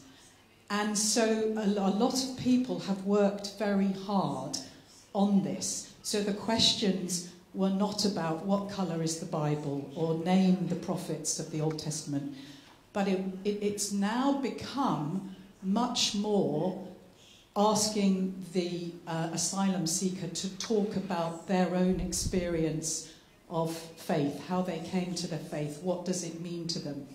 And not only have we improved this in the UK, and Fiona and other colleagues have really done a good job of that in the past few years, but we've also been working across Europe to bring this. The Netherlands are very strong on this, and there is now European-wide agreement on the questions that need to be asked in this context. So I agree it was a problem, but it's one that many people have collaborated on, and we are working on it. We know it's not yet as good as it could be. We know that, for instance, there have been judges in Germany who have been very critical and dismissive, even of church pastors who go and speak on behalf of people they have known for some years, their testimony to the genuineness of someone's conversion. But we have been doing a lot of good work on this, and this is one example of why conferences like this are so important. Thank you. Děkujeme. Thank you. Thank you. Jose then. Thank you. It's always wonderful when someone else defends you, and especially when it's someone like Julia who's so articulate. But she echoed what I was thinking, actually, over the last few years, particularly since the work of the Truro Review, which was a document that one of our foreign secretaries asked to be produced in 2019, and which contained 22 recommendations, one of which was that we needed to improve the religious literacy of our government officials. A lot of work has been done on that, and I think this is now playing out into the way that we address understanding the background of asylum seekers. Julia is absolutely right, and so that's in terms of refugees coming to the country. But can I also say, I think we're making some progress also in terms of our potential aid distribution. You're quite right, actually, that in years gone by, there hasn't been enough attention paid by UK aid and those who've been deciding it on the fact that being disadvantaged as a result of your religion, whether it's because you can't get an education or a job or healthcare or a house, that's a driver of poverty. So you are poorer because of your religion or beliefs. But I'm very pleased just to say that a number of us have been working on this, including our government minister, Andrew Mitchell, who's in place to look at our UK aid. And in a white paper produced just last week by the UK government, for the first time, there is mention in no less than 6 places of the importance of us now starting to look at where people are in poverty because they've been disadvantaged on account of their religion or beliefs. So I hope we will see movement in that direction, just as I believe we are also seeing movement in the way that we treat refugees, which Julia described. I can't, of course, speak about the BBC at all. That's another question. Krátka poznámka, Jose, yeah? Well, just to complement the reply, I totally agree with you, Julia, that it has been improvement. I was just making a kind of presentation of the problem that, by the way, in the UK has been improved, but not in other countries. Right now, there are some Chinese in Spain that risk just to be sent back to China, and they are Christian Chinese. So that's one thing. The second thing, it has been improved to the extent that the EU Asylum Office, before called EASO, adopted some months ago a full booklet on asylum seekers or asylum seeking grounded on religious claims.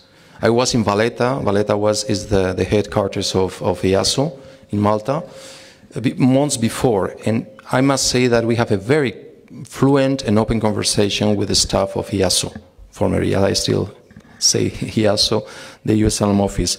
And I think I would recommend you, if you're interested in this interlink between asylum and religion grounds, I recommend the booklet. Another thing that I forgot and maybe informative for you is that EASO, the EU Asylum Agency, produces country reports, which are also used to make assessments on the security of the countries, because of course there is the European Convention of Human Rights that bans, well, in the principles, international law bans the refoulement, The non-refoulement means you cannot send back an asylum seeker to the country of origin if there is a risk of persecution or re-victimization. The other thing I want to say just very slightly is about the question of churches and to what extent in our relations with the EU in general, I don't know if in states the same, not in the states, but in EU member states, the question of CSO, civil society organizations, and to what extent churches are, you know, at the same level or are in the same box. Sometimes when I see a questionnaire, for example, if you want to apply for a grant by the EU, year of foundation, as a Catholic Church I should write 2,000 years ago. Who was the founder of your organization? Well, a person called Jesus Christ, but it sounds strange. It sounds really strange. So these little things make very clear that we are not the same. You know, we are the same in certain, but we come from other world, not better or worse. We're a little different. That's why in the EU exists the Article 17 of the treaty, which is dialogue with churches, religious communities, and religious of conviction, I mean non-religious. So I tell you this because we are aware of a distinctive nature, history, tradition, and so on. But also we share some things that we are not asking financement for the churches, but for projects run by churches and non-churches. That's immaterial. Tak děkujeme, myslím si, že... Thank you. Unfortunately, our time is almost up. It is not our ally today, so we will have to close this panel. But I suppose we can follow up on some questions in our next panel. So let's have a 10-minute coffee break at 3:25. Yes, let's meet at 3:25.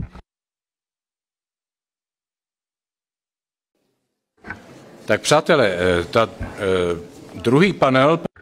Friends, the second panel is starting right now, despite the fact that we are still slowly returning to the hall. We are continuing the Red Wednesday agenda, and the second important question is how to get freedom of religion into public discussion. We believe that this is another very, very interesting topic that will be more interesting than the coffee and cake. I hope we motivated you enough. On the second panel we will have 4 guests again. And the first is a member of the European Parliament, Jan Olbrycht, and then a Paul Marshall, Senior Fellow at Religious Freedom Institute and Hudson Institute, and Wilson Professor of Religious Freedom at Baylor University. Canon Chris Sugden will join us online from the Oxford Centre for Religion and Public Life. And then a lady will get the floor, Eva Saez-Diaz, a researcher on education in the Arab world and freedom of religion and belief in Arab and Muslim countries. So it's women who usual deviation from what is common. So when it comes to the discussion, questions will be allowed at the end of the session. So please remember your questions, and we are hoping there will be enough time for them. Jan Olbrycht is a former mayor and a president of one of the Polish regions. He has been member of the European Parliament since 2004, vice chairman of the EPP group. He has been the standing co-rapporteur on the multi-annual financial framework, co-chairman of the EPP working group on intercultural and religious dialogue. The floor is yours. I do understand, that is why I do not have the headphones on, but I do not speak Czech, unfortunately. I was the mayor of Těšín, which is a town on the Polish and Czech border, so that is why I understand Czech, but unfortunately I do not speak it. The question of this panel is very interesting for me as a politician and as a sociologist. So I'm glad that I'm in the university, a very famous university. The question is how to put the element to the public debate. And of course, the question is that to put something to the public debate, we should understand that from one side, the question is how to make it easy, fast, clear, etc. The other side is that everything will be now based on profiling. So it means that the public debate is a little bit too general today. The question is to whom we would like to debate, with whom we would like to talk to. This is the real question. So I think the way of speaking, the way of explaining can be completely different. For example, here at the university, different with the very young people, different with the people using TikTok, Instagram, Facebook, etc. This is the other debate today. This is not the same. The question is, what are the main elements, main lines, which are important for all of the debates? And as you know, for to put anything to the public debate, you have either have the conflict or catastrophe or something, or to have the very clear red lines. I mean, the lines, headlines, which will draw the attention of the people. We have now, according to the first panel, in fact, three elements which can draw the attention, if they can draw the attention. One, the most important, is freedom.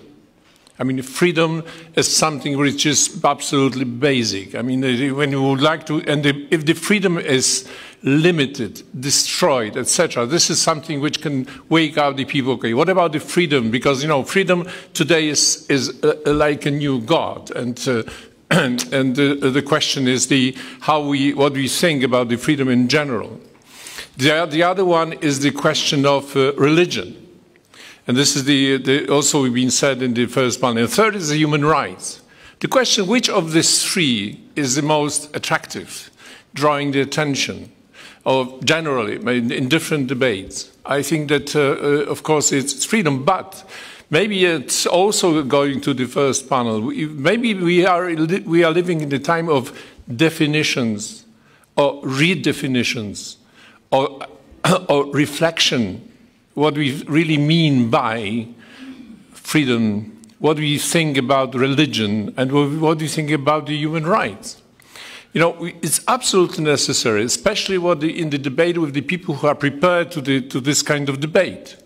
Because when we speak about especially the Red Wednesday, this is the question of persecution, but if we speak about the freedom of religion, in the Parliament, for us, the members of the Parliament, we are working especially on the dialogue with churches and religious communities. And of course, one of these elements is the question of freedom of religion. Freedom of religion in the European Union and outside of European Union, both are very, very important and very difficult.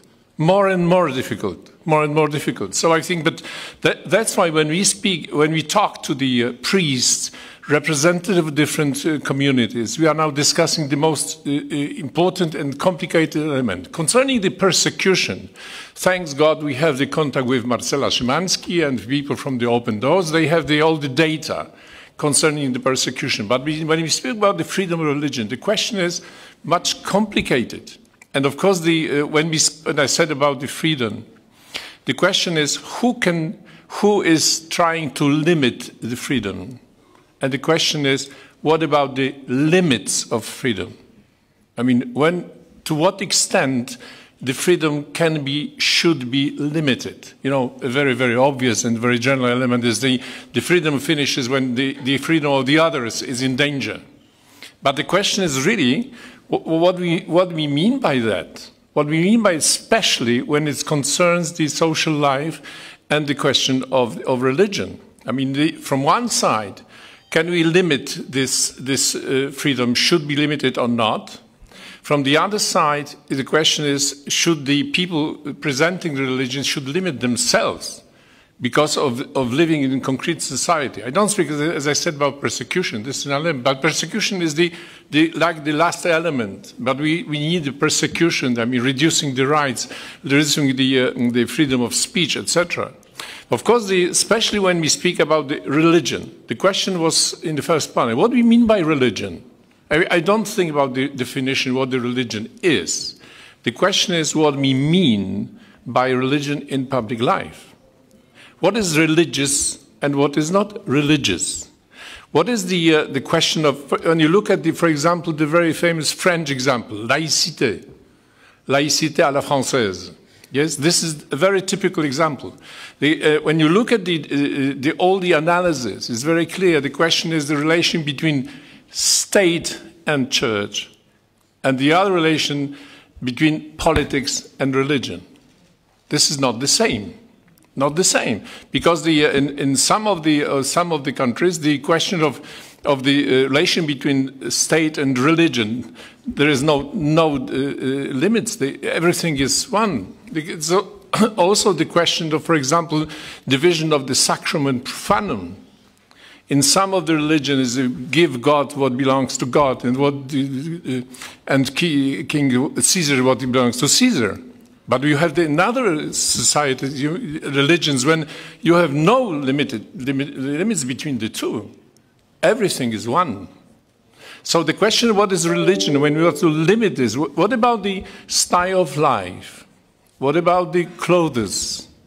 What about the organizing of day? What about the working time and prayers during the day? I mean, hundreds of different elements which belongs to the freedom of religion.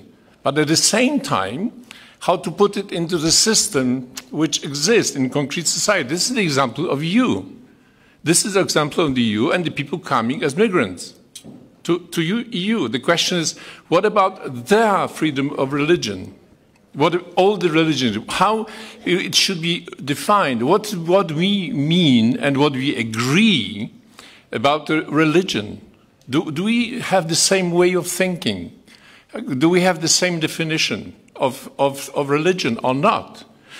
Of course, I'm Christian, I'm Catholic, but I think one of the most important elements is our self-reflection, what our religion is. What our religion is. Because this is a lack of knowledge. When we want to speak to another religions, when we want to speak to the other one, when we speak about their freedom of religion, do we understand our religion? I mean, very deeply. Do we have our self-analysis of what really religion is? Not in a very naive and simplified way. How can we open the dialogue? Because the question of dialogue with the others. And if we don't understand who we are, we would like to see them, they understand what their religion is. So I think the question of definition of religion has a consequence to the freedom of religion. A freedom of religion, of thought, I mean consciousness and religion. This is the element which is absolutely basic. I remember that once we have been to Vatican, and we talked to Cardinal Torrent, and he gave a very good example about the question of the symbolic elements of freedom of religion. When he said, I asked always, he said, I was asking the representative of royal family in Saudi Arabia, when will you allow to construct the churches in Saudi Arabia? And the answer said, always the same, from the members of royal family. As soon as you allowed to construct the mosque in Vatican Gardens. So you know, this is the Cardinal Torrent as absolutely intellectual, the highest possible level. But he said that this was always the beginning of the talk to the royal family. The question is, of course, how we understand it. Because step by step, next we will reduce the elements of thought, of the consciousness. Very, very clearly, we are going to the problems with limiting freedom of religion. But from my experience in the Parliament, I'm 19 years in the European Parliament, I think that we as politicians, we should be very careful while defining what the conflict and the persecution is about. It's not enough to say that they are persecuted. The question is, what is the origin? When you look at all the conflicts around the world, very often we interpret them as a religious conflict. It's not always the case. Very often religion is instrumentalized and is used to provoke the conflict, but the origin is not about religion. This is about different things. This mainly, I don't want to say just about the poverty originals. Is mainly about power. I mean, power and all the consequences of power. So when very often we receive the the people coming from Africa, from different places, I don't want to quote, and they say, listen, you have to help us as members of the parliament, because this is the one religion is fighting another religion. And when you go into details, you see that they are from the same religion. They are fighting for power.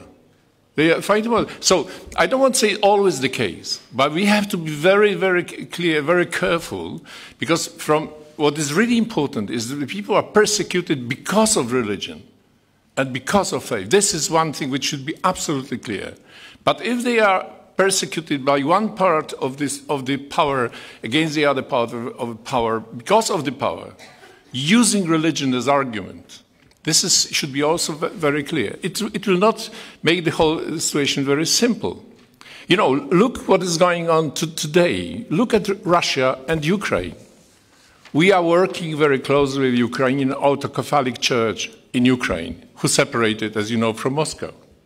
And of course, the real problem is now the real conflict between two Orthodox families. A real conflict. This is the open conflict. When one part of this is blaming the other part of heresy. This is, from the religious point of view, absolutely extremely difficult. I mean, the Ukrainians, and of course the Patriarch of Constantinople, he said that what the Russian Orthodox Church is doing is heresy. So, in religious terms, but of course the conflict is not about this. The conflict is about the power, about the national problems, and the aggression, etc., etc. So, but I think when we speak about the persecution, freedom of religion, we have to be very clear and to analyze. It requires for all the researchers, politicians, journalists, to be very clear, not to use it, not to be provoked by the simplified version of something. I don't want to reduce the importance of the persecution. No. In contrary, we should show exactly what the persecution is about and where is it from. It's the same with the human rights. Have you noticed that we are really in problem now because the universality of human rights is almost over? Almost over. I mean, we believed, by the way, the authors of the Universal Declaration, just by chance, most of them were the students from the Catholic university. The whole declaration is full of Christian values. This is the way of thinking. I remember that I was the member of the European Parliament and Chinese parliamentary group. And the Chinese came to us, very, very well-educated people, most of them from Taiwan, and most of them educated in the US.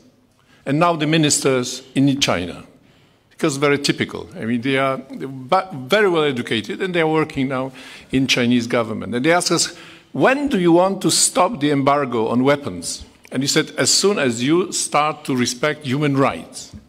And the Chinese said, but we respect human rights. We even write to the UN every year the report about the human rights protection. The problem is that you have your European concept of human rights, and we have our Chinese concept of human rights. And we are protecting our idea of human rights. Where are we? Where are we now? The moment when we start to believe there are different concepts of human rights, it's over. It's over. The whole declaration is empty. I mean, that's why we have to see what is going on around the world. And the question of universality is really in danger. So, just to summarize, from my point of view as a politician, we should absolutely to put into debate, because it's urgent. It's urgent, but it's not very, very attractive from the beginning. It should be based on something where the society is sensible. I mean, the most sensible is for freedom. I mean, the question of the danger for freedom. And next, we have to go step by step to explain where is it from and what it really means, the freedom of religion. And what are the limits of freedom, especially in Europe. We have to make the open debate with the coming migrants, because they expect from Europeans a real freedom of religion. 100%, full freedom of religion. And you know very well it's impossible, because it's contradictory in many elements. So it requires the dialogue, common understanding, knowledge, deeper knowledge than today, especially, and I said from the Christian world, our knowledge about our religion. Thank you.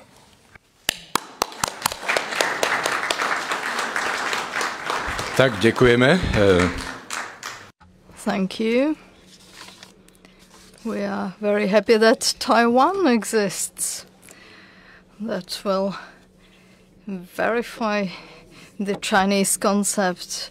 Let's move on to our next speaker. David Rosen has mentioned John Lennon and his song Imagine, and I am a great fan of the Beatles, and our next speaker lives in the United States, but he comes from Liverpool, like the Beatles did.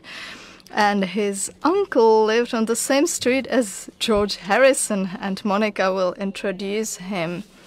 It is Paul Marshall, and he is also a leading expert on religious freedom in the world, and he is a Wilson Professor of Religious Freedom at Baylor University and Senior Fellow at the Religious Freedom Institute and Hudson Institute, and he has authored over 20 books translated into 20 languages.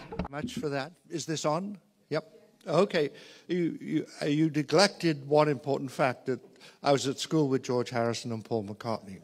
So, for most of you, that's you're too young to appreciate that, but that was the high point of my life, and then it's been going down ever since.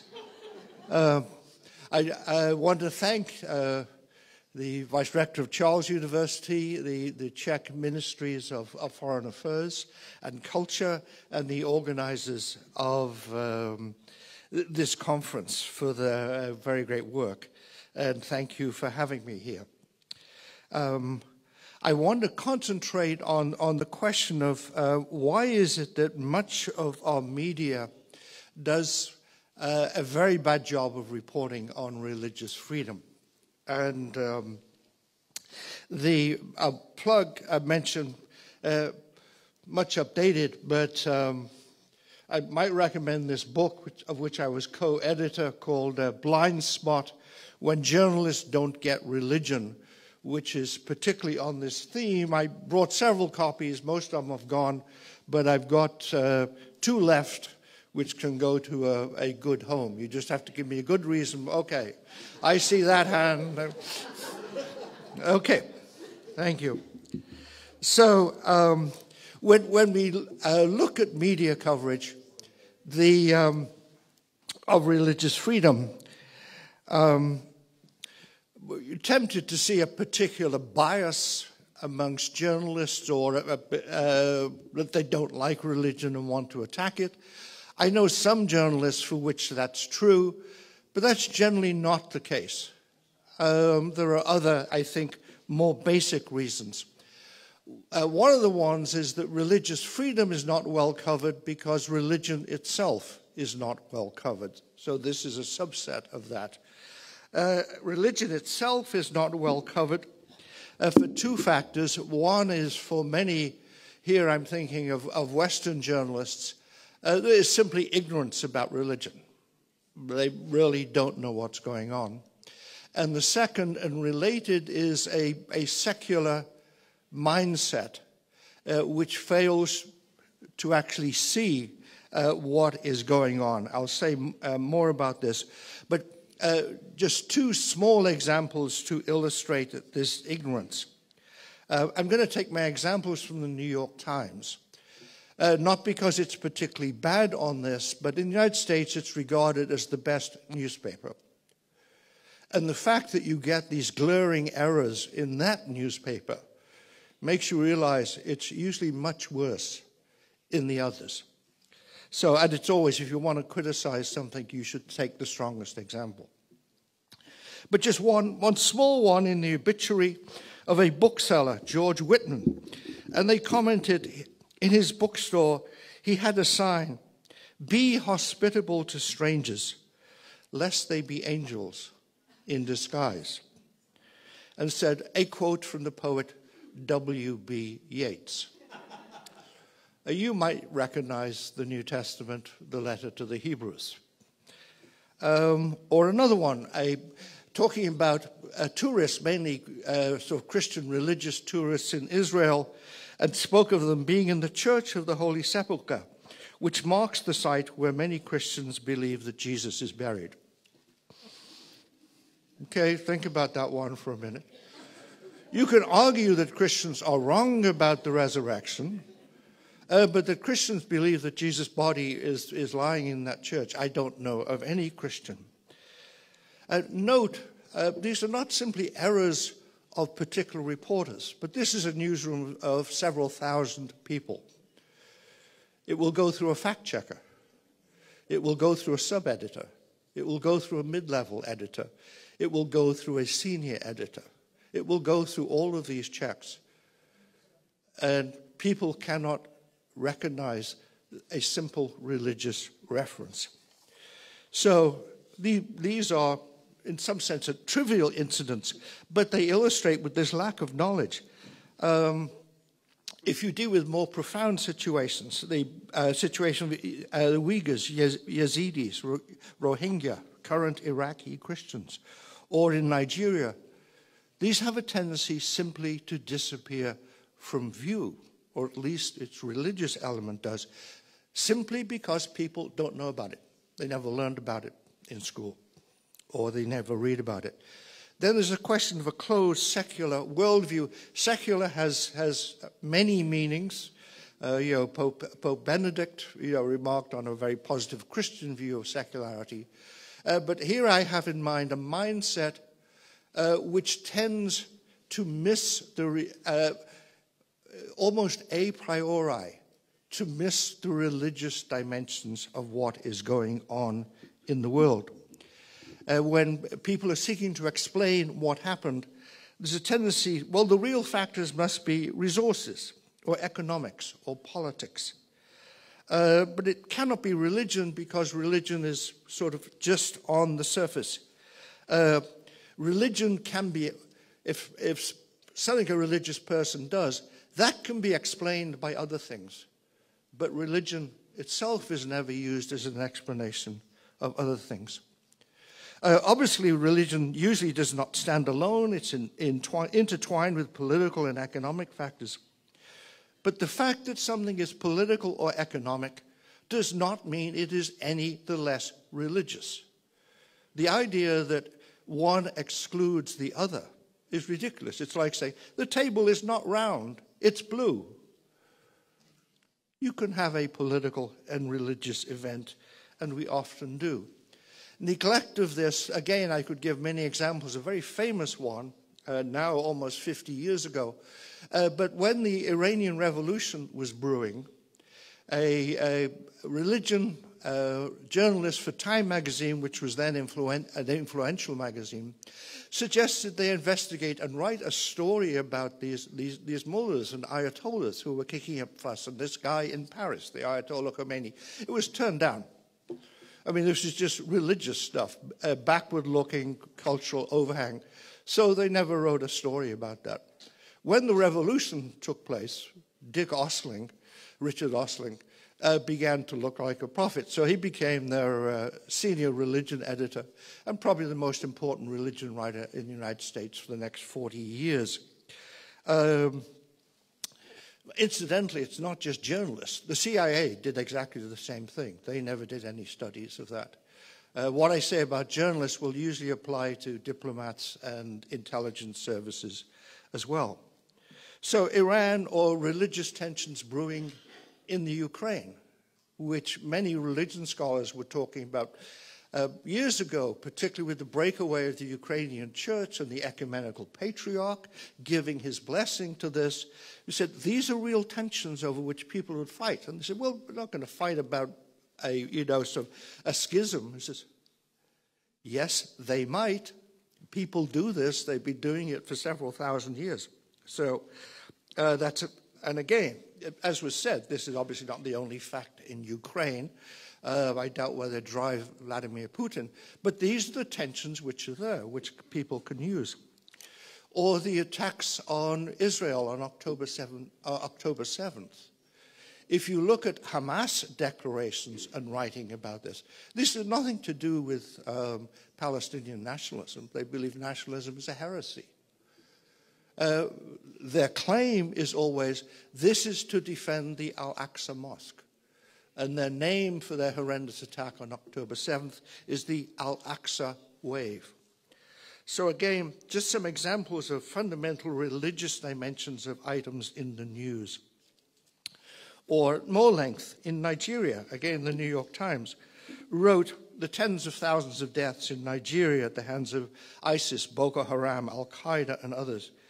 It says, these are similar to the range wars of the American West, fights between farmers and herdsmen vying for land, exacerbated by climate change.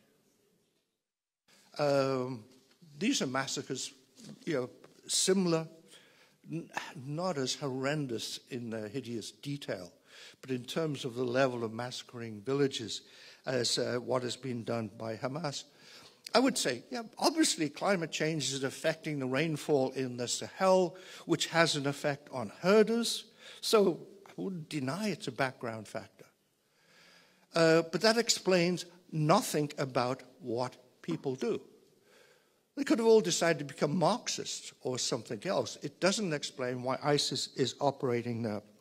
What is always needed is an explanation of how real beliefs shape human responses to desperate situations into actual actions. You have to deal with human motivations, which necessarily involves human beliefs and commitments. If that is not part of your diagnosis, you're not giving a diagnosis. A background condition can never explain anything about what a human being does in relation to it.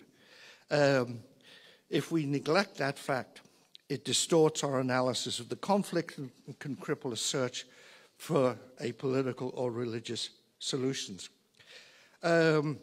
Ways of responding. One of which I think we all agree, but the basic emphasis that human motivations are not simply money, sex, and power, but also faith. People will die or kill for their faith, and they're doing it all over. It's a fundamental human motive. As the late, great West African historian Lamin Sane said, you must realize that many times people do something simply because they believe that that's what God wants them to do, even if it kills them. So you have to say that's serious. Note that religion is important even if it's insincere or manipulated. Sometimes when people say it's politics, not religion, what is being meant is it's insincere religion. Some figures are using religious sentiment to get to a particular end. It's very common. It's probably more common than sincere religious violence. But bear in mind, a politician can only manipulate religious sentiment if there is religious sentiment there to be manipulated. Without the religious dimension, you can't do it. If people don't care about religion, a politician cannot manipulate their religion. So again, insincere religion requires the presence of religion. It is a pervasive factor. So, leading towards a conclusion, in terms of what we do, let me mention a practical thing that I'm involved in. I'm involved with a group called the Media Project, which does many things, including an online magazine, a very good award-winning one called Religion Unplugged. But we're seeking to train journalists in understanding religion. We've got a training program in Asia. We just had the Philippines earlier this month. In Latin America, we're training filmmakers in Africa. And we have our European Journalism Institute, which is in Prague. So I get to come here in July. And we draw a range of journalists. They may be studying as well, but they have to be active, published journalists. We want people who are professionally in there. And deal with the religious dimensions. And I think this is important. Would love to see that very much multiplied. Thirdly, has been done by many to emphasize the range of religious freedom. Rabbi Rosen mentioned the 3 B's, belief, behavior, and belonging. That religion is far more than questions of freedom or thought, apart from matters of diet and dress or worship. There's a question of religious institutions, of which there are millions, to govern themselves, to decide who leads them, who works for them. The freedom of people to found and maintain distinctive social organizations, hospital, family, welfare, education, media. Some of the world's largest media organizations are religious. The Roman Catholic Church alone runs about 250,000 educational institutions around the world. Religion is not simply thought or what is done in private. So to emphasize those concrete elements, I could add more to that, but as many speakers have said, religious dimension is a wide-ranging, important, and structural thing in public life. It is not private, as in the old Greek sense of hidden behind the walls of the house. Finally, we must stress that for a multitude of human beings, religion lies at the core of human life. And religious freedom is at that core, and religious persecution strikes it. For many people, it is more important than life itself, and people will sacrifice for it. It is key. If a journalist neglects that, they're simply a bad journalist. And to summarize that, a denial of religious freedom attacks the core of what it is to be a human being. Thank you.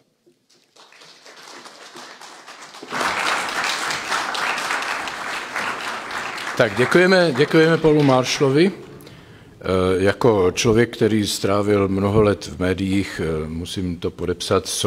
Thank you, Paul Marshall. You spent many years in the media, and I can tell you there are even worse newspapers than New York Times. The next guest will join us online. So, the next guest is Chris Sugden. He is the presbyter of the Christian Solidarity International. He was part of the founding team of the Oxford Center for Mission Studies in 1983, which has graduated 160 doctorates from the global South. He leads a PhD program of the Oxford Center for Religion and Public Life. So we can see him connected, so we are now handing over to him.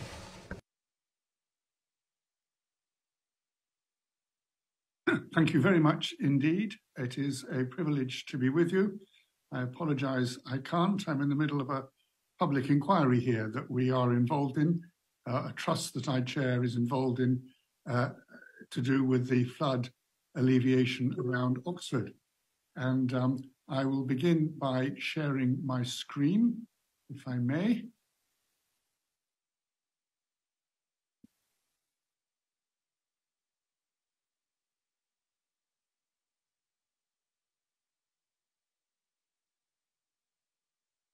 To be completely transparent with you, I've been asked to write a report of the conference for National Church newspaper.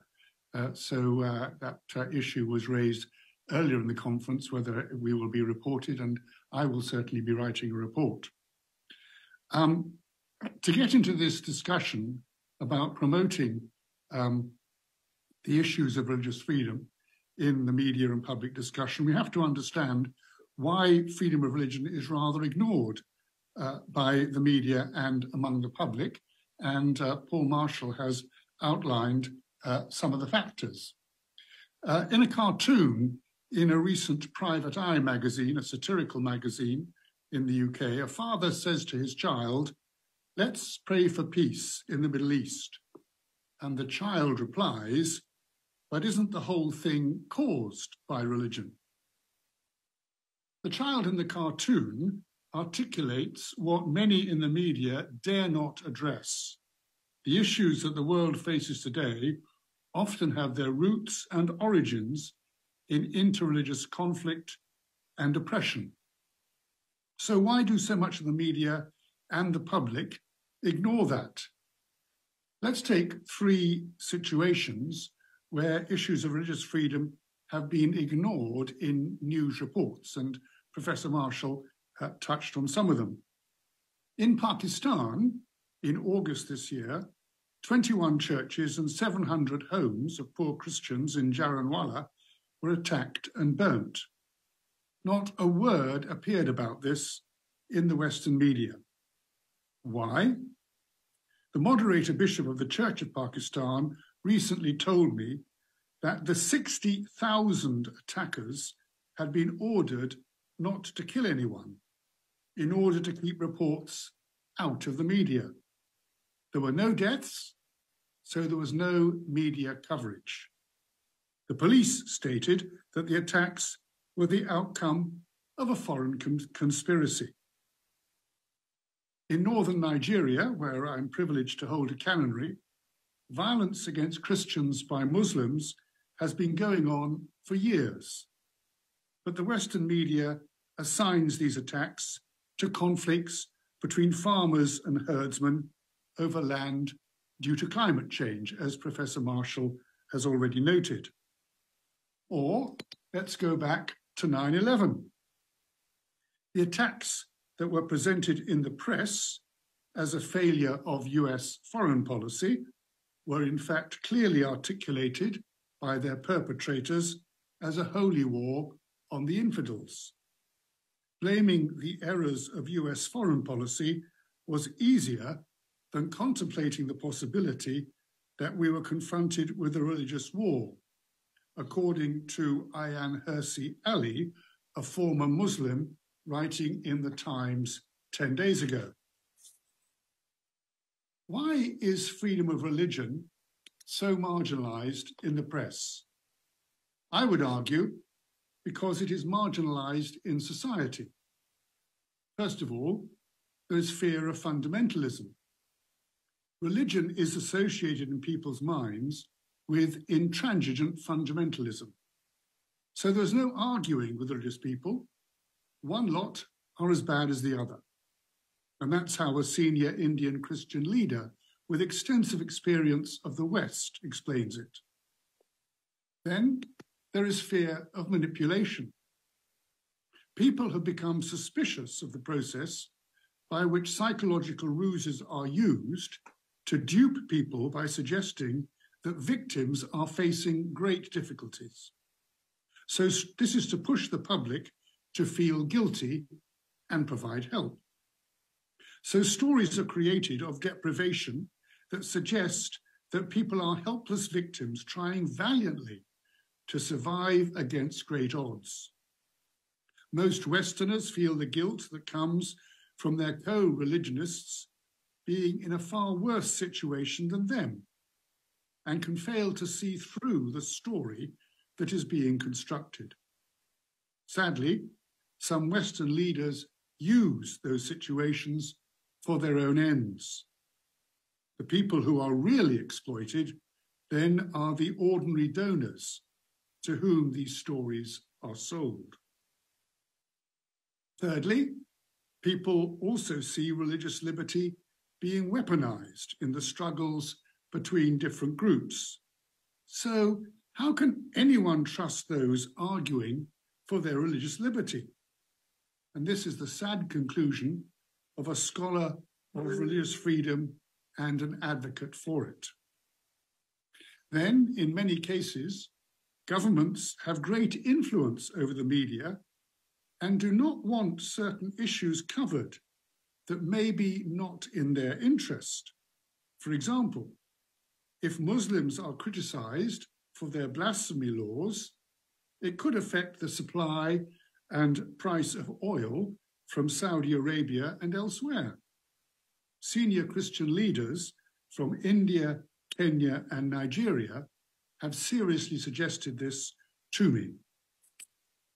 Then, as has already been noted, people do not care about religion. The media is meant to reflect society, and Western society has forgotten God. secular states and people do not understand religion. And if society doesn't have a frame of reference to understand religion, then framing stories about religion is a tough sell. So they look for geopolitical explanations. And this is how a scholar deeply involved in issues of freedom of religion sees things. We also face cancel culture. Matthew Paris, the Times columnist, has noted that in these cancel culture days, it's becoming impossible to speak about a controversy without being thought to take one side or the other. This is embedded in the language of phobia, which is a misuse of a term because phobia relates to an irrational fear. So in the UK at the moment, there is a debate about what is taught to children about sexual practices at primary schools. Parents who object to what they count as inappropriate for young children have been silenced. They do not have religious liberty. Disagreement is not an irrational fear, but a well-grounded reason for not agreeing. Such language called hate speech, that's already been referred to, is being exported to the global south under the guise of rights, in a wave of Western neocolonialism by agencies such as the United Nations. From the above reasons, we can see why in some cases the media ignores the issue, because it isn't something that sells newspapers, which at its most basic is what newspapers are trying to do, and that is from a journalist. Or a press officer's perspective, that few national journalists have contact with a local church to see how relevant church and faith life can be to individuals. And with zero backgrounds in religion, they would need to find a great deal of information giving the complex background to religions. There is such a small percentage of people who are Christians in the UK, and they do not see any relevance of Christian faith to today's society, except the things that Christians are against. And many Christian organizations themselves focus on their own public relations to their own networks. Therefore, many religious stories are just treated as a PR pitch. A further reason is that religion has been replaced by individualism. People have replaced religion with personal identity as the God before whom everything and everyone else must bow. Such people see religion as the biggest threat to the so-called identities that they do care about, i.e., their sexual, psychosocial, and ethnic identities. And religions are a threat because the West has embraced the philosophy of the Enlightenment, the complete autonomy of the individual to construct their own identity. For example, religious texts from a number of traditions stress the fundamental reality of man-woman marriage, whether in monogamy or polygamy. To deny this and practice anything else is, for some cultures, a death warrant on the future of their family and community, because they will have no children. But in the UK, an LGBTQ agenda is being imposed in many areas because a freely chosen individual identity to be oneself is threatened by the guidance and wisdom of religion. We should heed what the Apostle Paul, a Jewish Christian from the Middle East and a Roman citizen, wrote in his letter to Christians in Galatia, in what is now Turkey. He said, "There is neither Jew nor Gentile, neither slave nor free, nor is there male and female, for you are all one in Christ Jesus." The Christian faith provides an explanation of human life that unifies people beyond the mere acceptance of their diversity, which is currently being elevated and leads to division. We should also note that the argument that it is the role of the church, not governments, to advocate for religious freedom. And in doing so, the church is to face the reality that it will suffer for righteousness. It could be claimed that to find true reporting of issues of religious freedom, we need to turn to the websites of campaigning organizations and social media. These, of course, lack the normal controls applied to the public prints. But if the public prints do not serve the public interest in this area, then truth must out. There are good examples where freedom of religion has been addressed well in the comment pages. A Times commentator, a former Muslim, noted recently that freedom of conscience and speech is perhaps the greatest benefit of Western civilization. It does not come naturally to man. It is the product of centuries of debate within Jewish and Christian communities. These debates advanced science and reason, diminished cruelty, suppressed superstitions, and built institutions in order to protect life while guaranteeing freedom to as many people as possible. To close, why does the Western media and public ignore religious freedom? Their elites have rejected Christianity in the public space because it goes against autonomous individualism and untrammeled construction of personal identity, and because governments do not want to criticize those with whom they have significant trading relationships. So what should we do? We should foster community and team playing over individualism.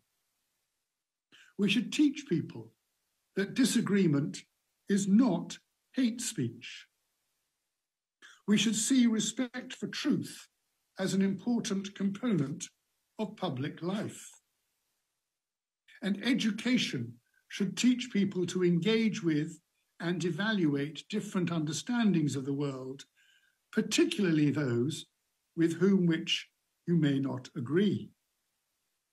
We need to counter cancel culture. And every local church leader should actively engage with their local newspaper and local radio station. And church leaders and Christian organizations need to cultivate relations with local, regional, and national press. And we need to set out the implications and application of religious truth to all areas of public life. Thank you for listening.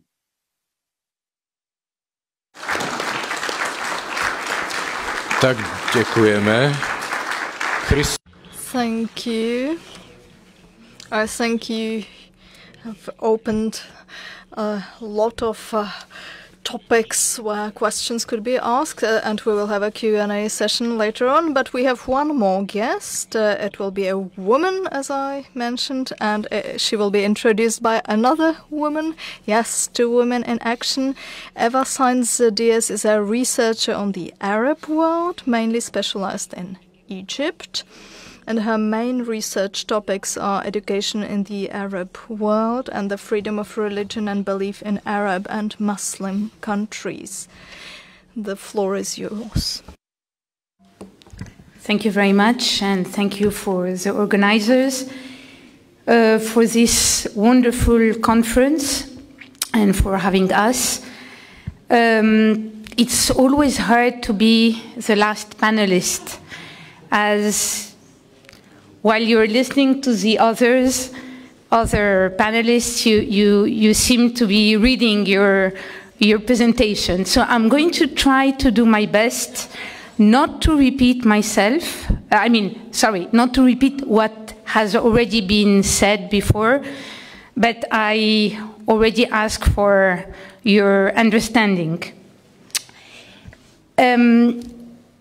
So I am going to start addressing the question of why is freedom of religion ignored by the media and among the public by the Western countries, giving some ideas concerning the Western countries. Once again, and I hope it's going to be the last time I'm going to mention this, it's nothing new compared to what has already been said. I see different reasons. One of them is a lack of knowledge. Lack of knowledge due to the fact that in education, religion has been removed or has been undergraded in Western education. So we are facing a lack of knowledge from journalists, as we mentioned, but from the public in general. Yesterday, Professor Thomas Halleck, I'm sorry for the pronunciation, talked about the mass media disintegrating role of religion. You have mentioned it, you have given a few examples, so I'm not going to talk about it. But we are facing religious culture ignorant generations. Due to the lack of interest, it is directly related to the lack of knowledge. Religious is considered as well as a private matter in Western countries, Western cultures, and therefore should not be dealt with in media or public space. People are not concerned in Western countries, tend not to be concerned because they think problems usually happen far away. It was mentioned yesterday as well by Mrs. Nazila Ghania, who said that it doesn't really concern us directly. That's what people think. It usually concerns Africa, Middle East, Asian countries, sometimes Latin America, but it doesn't concern us. So why should we talk about it? And then there is a question of fear. Fear to be physically attacked is if certain subjects are addressed, to be sued, and as Father Sugden mentioned, the fear to be accused of phobic. And he gave the explanation, so I'm not going to talk about this. Mrs. Bruce mentioned earlier the case of Nigerian victims. That's a very good example on how media and in general public opinion don't talk about problems of freedom of religion or violation of freedom of religion. We have, Nigeria is an example, but we have many others. And it is quite interesting to see when you start talking about these subjects, how people ignore them. They don't even know about them. I'm not saying that they are interested, they agree or don't. They just ignore them because we tend not to hear about them. In authoritarian regimes, which is the title of the conference, the main title of the conference, Religion and religious matters can be used for political means. Sometimes it's a prohibition or strong control over all religions, like in communist regimes, or the strong presence of one religion within the public sphere, and therefore on the whole society. In various Muslim countries, you can have a desire of exclusivity, leading to mixing religion and national belonging. You have numerous examples in education. I will talk about this later on. More recently in India, for instance, you have a desire of saffronization, or in Hinduism, a way of, I can't pronounce it, sorry, Hinduization of education and society. So trying to erase everything that is previous to Hinduism. I just have to stress that this is not particular to India, it's just an example. I think that education is very important and very useful in the process to talk and to address questions of FORB. Actually, I did my PhD on education, and that's where I discovered the relationship between textbooks, curriculum, and religious minorities, and how textbooks or messages that were transmitted through education led to a certain conception of your religion, but of others as well. So education helps forge the identity and the ideological path of society and of future generations, and it defines, in certain examples, it defines concepts of nationalism, the perception of the self and the other, religious-wise, in this case, the question of citizenship. What is the status of citizenship in education in your country?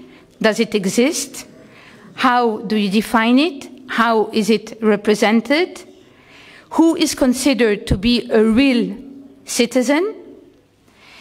And it has therefore great repercussions on freedom of religion and belief. There has been, in many places, a religionization of process of education. In certain Muslim countries, the use of Muslim religious texts for non-religious subjects. So I'm talking here about language, history, social science, even in certain cases, mathematics or sciences. Even if these texts violate religious beliefs, of non-Muslims, they have to study them, they have to use them, they have to cite them, even if they contradict their beliefs. And sometimes, even if it is not in accordance with the Constitution. That is very interesting. I'm going to mention it later on very quickly. The role of constitution and legislative texts in freedom of religion.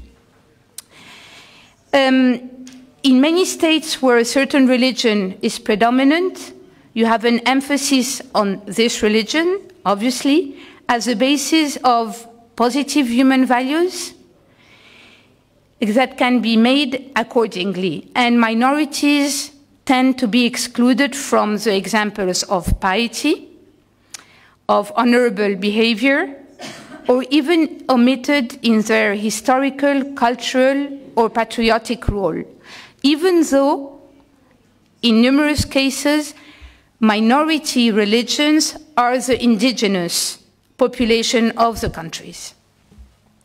Therefore, these curricula do not promote the idea of equality within citizenship. So, as I mentioned before, constitution and legislative texts are very interesting to be addressed. It's not the subject of the conference, so I'm not going to be long, but I just wanted to mention that even when freedom of religion and belief is respected within the constitutional terms and legislative texts, you may have the case where they are submitted to religious prescriptions that contradict FORB per se, or the use of public order that crashes FORB. You have, for instance, one example is FORB is subject to public order and morality. Every citizen shall have the, subject to public order and morality, every citizen shall have the right to profess, practice, and propagate his religion. The question here is, what is public order? How do you define it? We have talked before about the definition of religion. The same applies to these concepts. What is morality as well? So I just wanted to point out these questions because I find them very interesting in comparison with education. And I just want to add that yesterday, the United States Commission on International Religious Freedom, USCIRF, has sent a report on national level anti-conversion laws about the world. And it is worth reading and having a look. What are the solutions that I can perhaps expose tonight, and we're open to a dialogue? One of the main fields that can be improved in education are the fact that I have noticed that in many examples, in too many occasions, we are facing cosmetic reforms. On another side, the reforms are not comprehensive and therefore have a very low efficiency. What I mean by this? I mean that it is decided that certain subjects are going to be improved, but it is not a comprehensive approach to the whole curriculum. Usually, we're dealing with vertical decisions, so the political or religious leaders take the decision, they impose them on the ministries or people who are going to perform the reforms, but these people are not convinced. Either the teachers or the parents. We have a few examples in certain countries where you had demonstrations of teachers and parents who were opposing these reforms and said they weren't consulted. Lack of criticism or critical thinking concerning the curricula, and therefore no debate and consensus on how it should be done.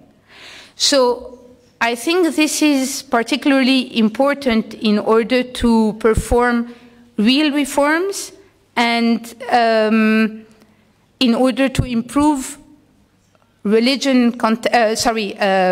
academic contents, curriculum contents, and in order to improve, therefore, the perception of the others, of the non-majority religious communities, and therefore of FORB. Thank you very much.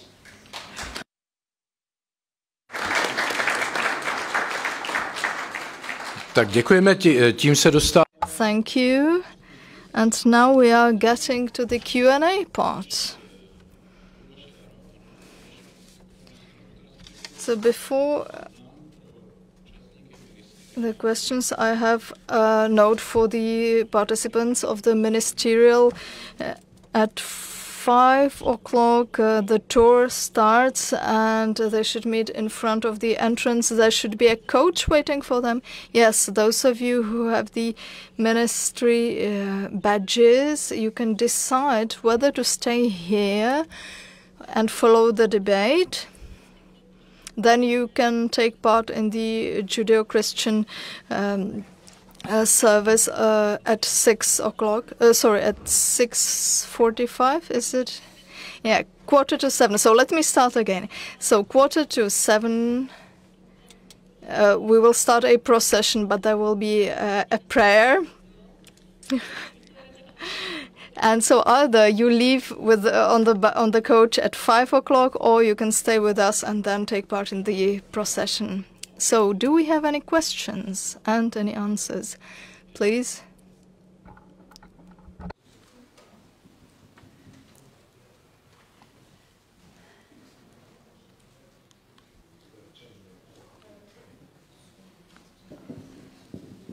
Myslím, že funguje, ale... Hi everyone, my name is Blessy and I'm a journalist from India.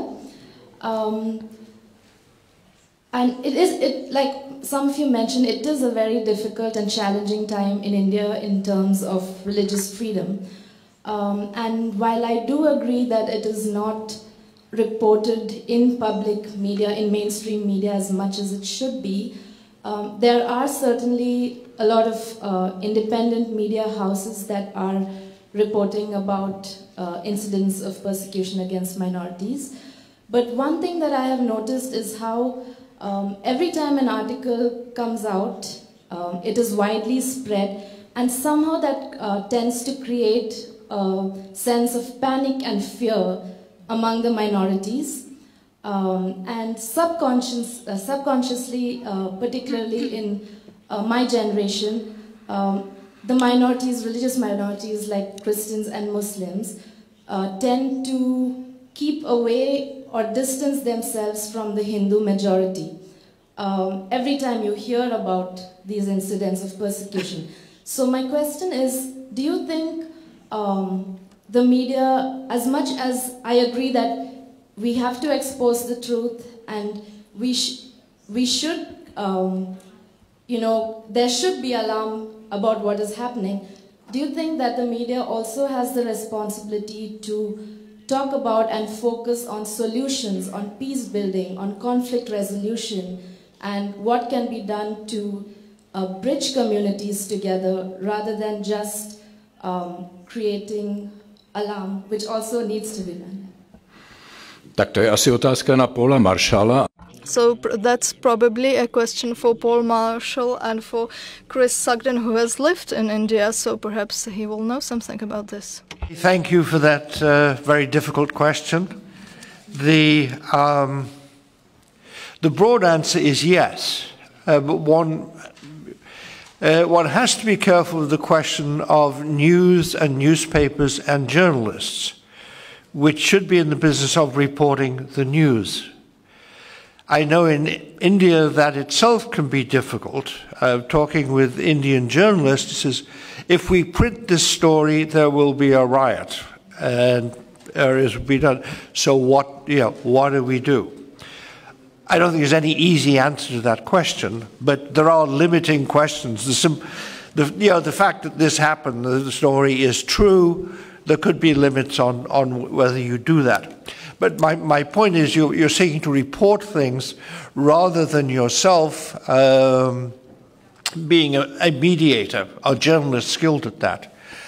But that should certainly be encouraged. You have newspapers, media houses and so on, sponsoring conferences and ways of mediating things. And also in getting your news accurately can sometimes help that. The fact that, say, a Muslim woman was raped by a Hindu man, was there a religious relation to that? Or it could have been, a Hindu woman coming down. So in a story like that, there's no need to mention that thing, it creates problems. So seek on reporting correctly, avoid exacerbating things by non-relevant details which may be inflammatory. And then media as institutions should, along with others, seek to work on reconciliation. But a reporter out in the street, their first question shouldn't be, how do I mediate between religions? Though it should be, how do I make sure I don't make it worse? Thank you. Děkujeme. Chris Sagden má k tomu poznámku. Do we have any questions, Chris? Or do you like to respond, Chris? Yes. Respond? Yes. I think we have to be aware that there is a sensationalist aspect almost necessarily to some news reporting because they want to grab people's attention. And, you know, the outrageous things grab people's attention. And you have to ask what people's agendas are then in making such reports. But I think Blessing is right that it's important that the positive efforts being made over many, many years by Christian organizations and others to promote community well-being and community cooperation needs to be highlighted. I think of a particular organization that I've had a long association with in a poor part of Bangalore, where I was told recently, this is a Christian organization, but that they bring up orphans who've been left or just left with them, and many of them have now got first class in their school exams and gone on to be, doctors and professors. And this Christian organization is, rightly proud of doing that for the Muslim community. But those things don't get reported in newspapers. And I think Blessing is right to say that maybe editors and owners of media outlets could contribute by having, good news sections about these issues. My máme dokonce televizi, která... We have even a TV which is called Good News TV. Marcela Szymanski wanted to add a comment, or maybe she has a question.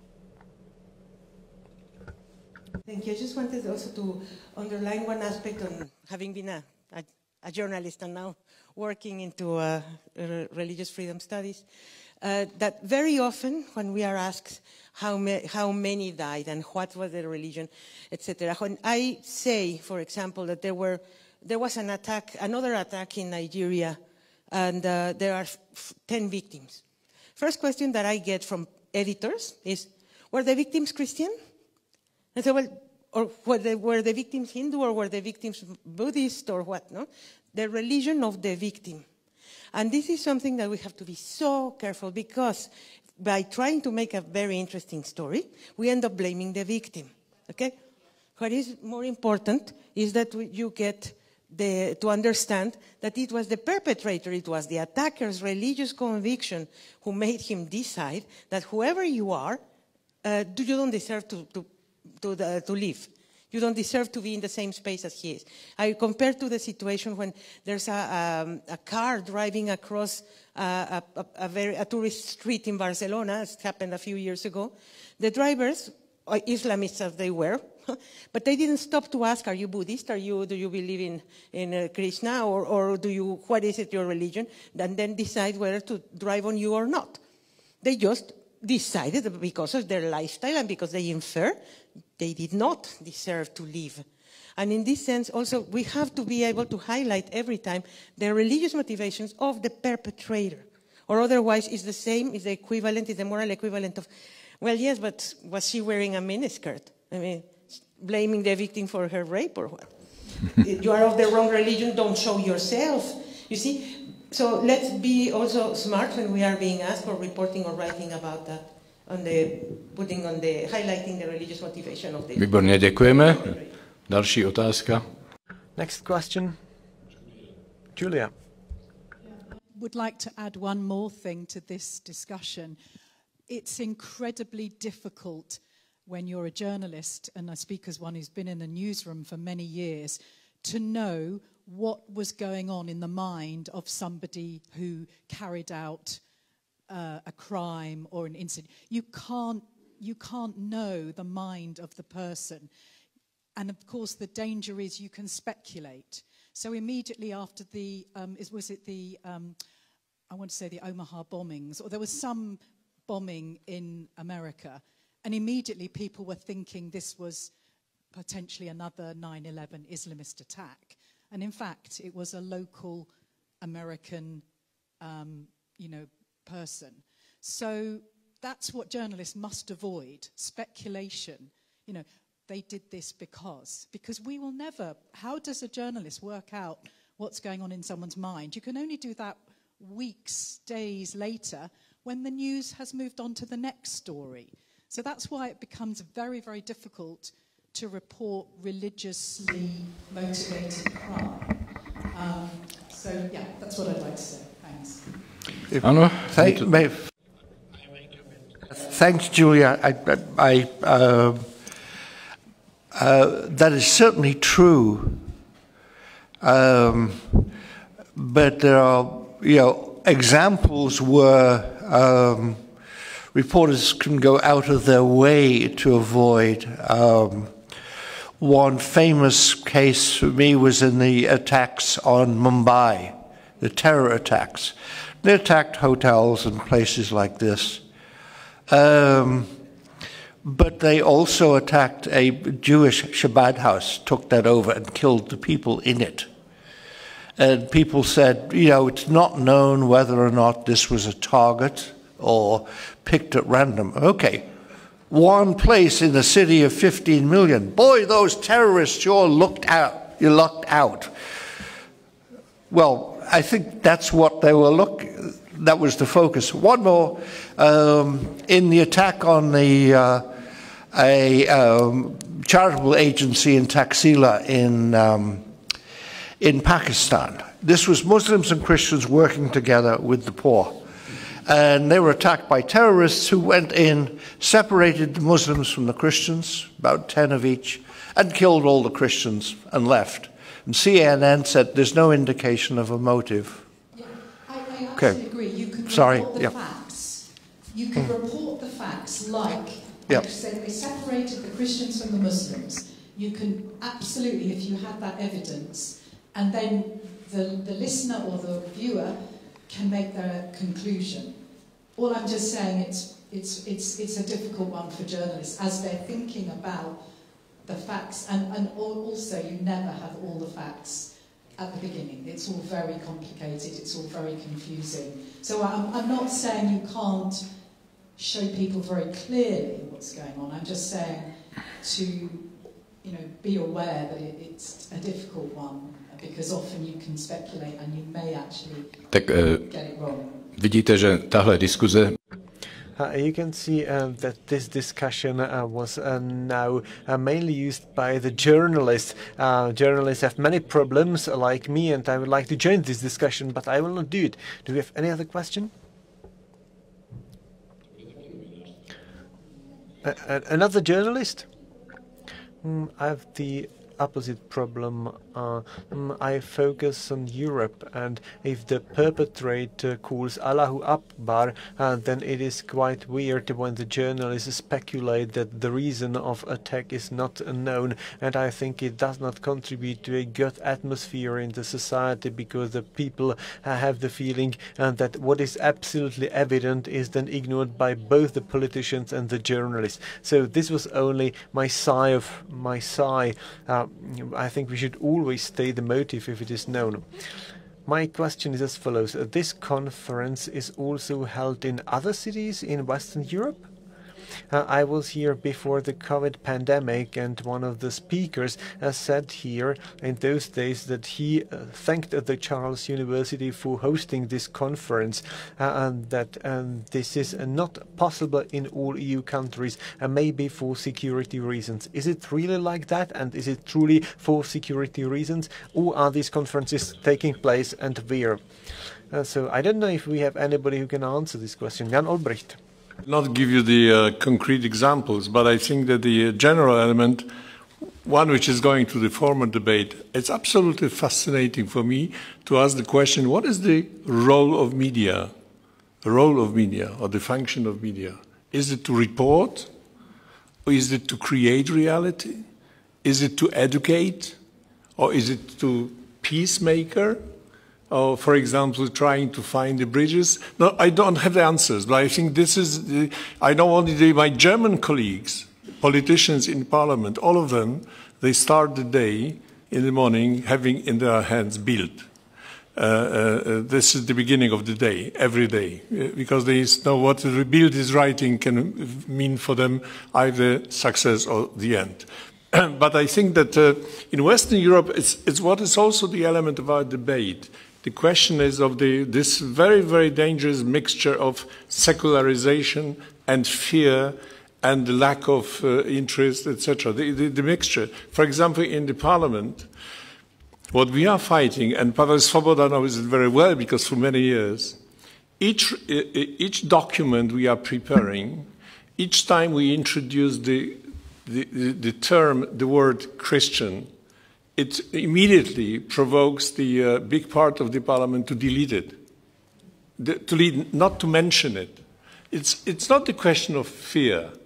I mean, not to mention, because it's like the conferences, you know, but this is the question of this kind of mixture of them. We shouldn't talk about it in the public sphere. I mean, in the parliament, we shouldn't do it. So I think this is really very dangerous. We don't resign.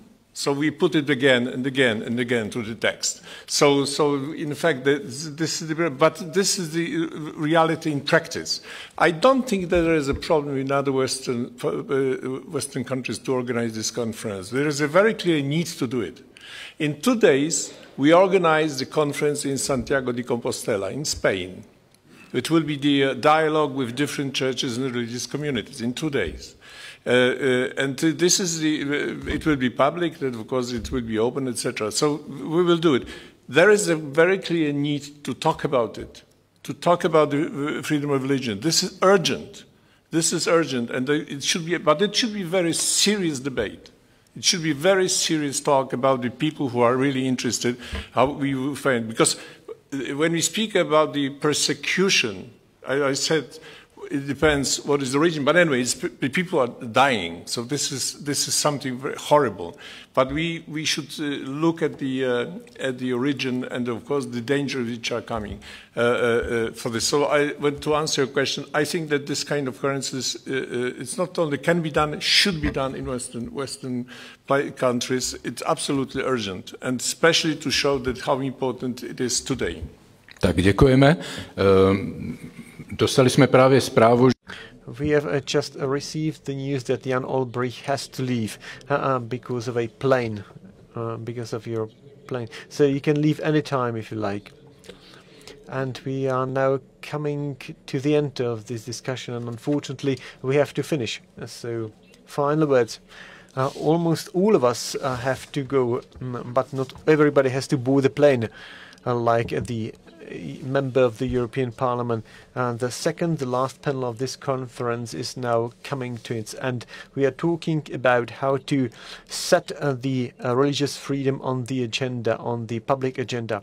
Now I would like to hand over to Michael Benham, who is a researcher in the Wilfried Martens Center for European Studies, and also the executive director of OPEVI, Europe's War Institute. Thanks a lot. Thank you for inviting me, and I represent here the Martin Center, who co-sponsored the event. I wrote a couple of notes. I will try not to be too long, and perhaps in the end I will also sing a Beatles song, because you have all been so brave, and I love the Beatles. Now, imagine all the people. No, I wanted to say that we're seeing in the world right now stagnation, and economic stagnation, a return of zero-sum game philosophies over cooperation, and that has an impact on minorities, obviously. It's true to say that there are many factors to explain violence. You're right, sir.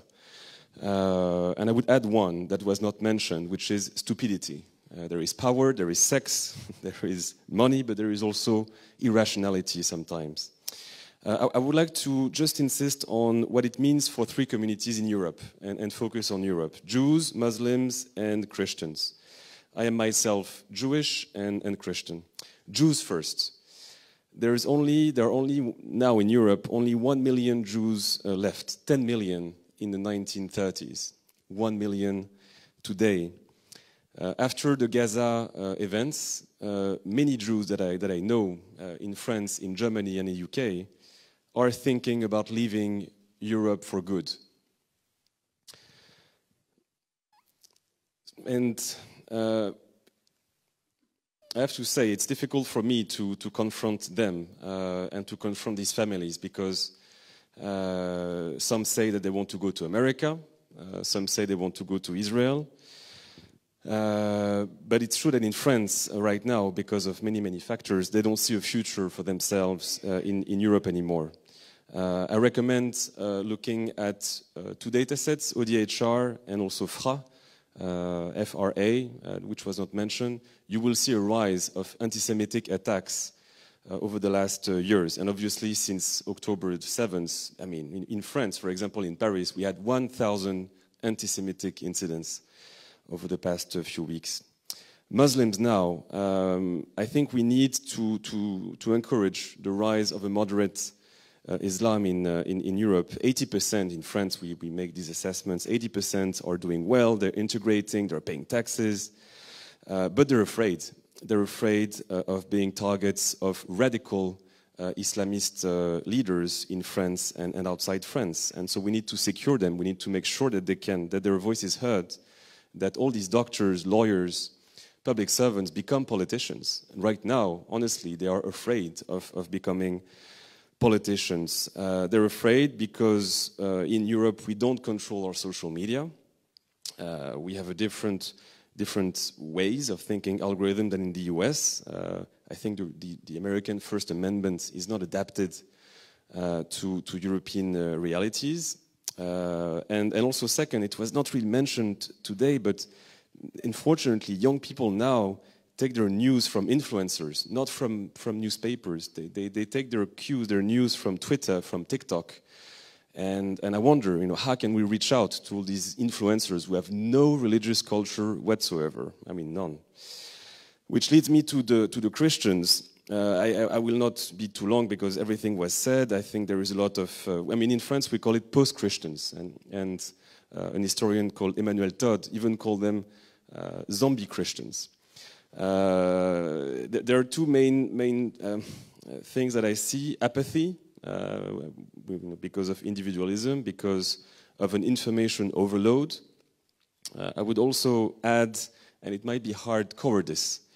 Democratic cowardice, which Tocqueville talked about. The egoism of being part of a democratic and secure middle class, and the fact that we all make short-term calculations. We refuse to see risks. We refuse to see danger. We are sometimes in denial just to be secure for 10 more years. And so, in conclusion, Fiona Bruce mentioned Charles III. It's true that he was avant-garde about the coexistence of religion, but in France we tend to criticize him because we see also a tendency in the UK to reduce sometimes citizens to their origins, to their ethnicity. This is the French laïcité. I'm French myself, I have to be honest with you. I also sing, Lennon songs, but I'm also French. You can be both. You can be, and so I think we should be afraid also of not reducing people to their religion, and try to find a balance between national identity and religious identity. Imagine all the people living life in peace. Thank you very much, and thank you for the invitation. Děkujeme. Tak Beatles mají, jak známo, jednu píseň. The Beatles have a song which is called Michelle, and is partially in French. And our last speaker is Mr. Svoboda, who is the initiator of Red Wednesday here in the Czech Republic, and he will close our today's conference.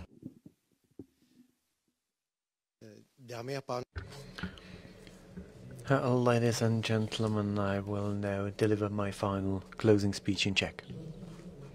I will close the conference on behalf of the main organizer, and that is the Institute for Christian Democratic Policy. I am very honored to be active in this institute, but I am not proud enough to try and summarize the content of these panels. So please do not want me to do that. But I think that we can notice one thing. Unfortunately, we did not hear too much good news. There was not much good news here. Sometimes during the break, I had the feeling that we should rather serve spirits instead of coffee in order to improve the atmosphere here. But unfortunately, we wouldn't have been able to start the second panel if you had served spirits instead of coffee. But we are a people of hope. As Jan Olbricht said, we are not going to give up. When you look back on those years when we started this conference, unfortunately we must rather state that the tendency has rather been deteriorating than getting better. And we can now say that we have tasks ahead of us that we have to deal with even in the years to come.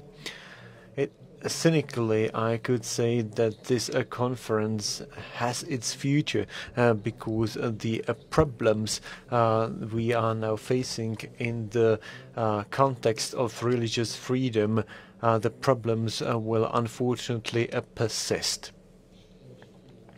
And they will persist for quite some time. Please allow me to close this conference by expressing my acknowledgements. I would like to thank the brave interpreters, and I would like to ask for an applause for them.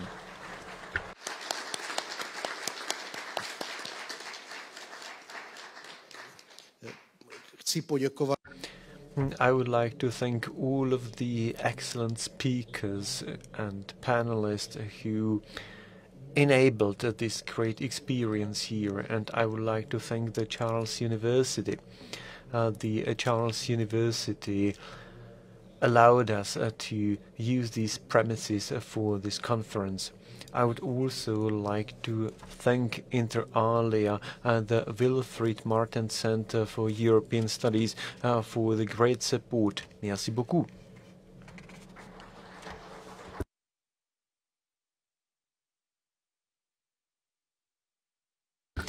We are very pleased that this conference could take place in coordination with the ministers' meeting that took place in the Ministry of Foreign Affairs. So I would like to thank Robert Řehák. So I think he deserves an applause as well.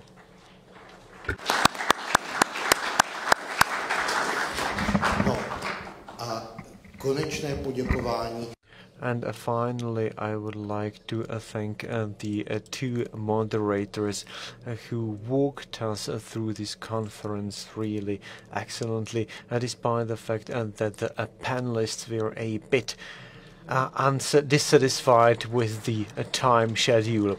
So thank you, and I'm looking forward to meeting you next year again. Some practical announcement, please.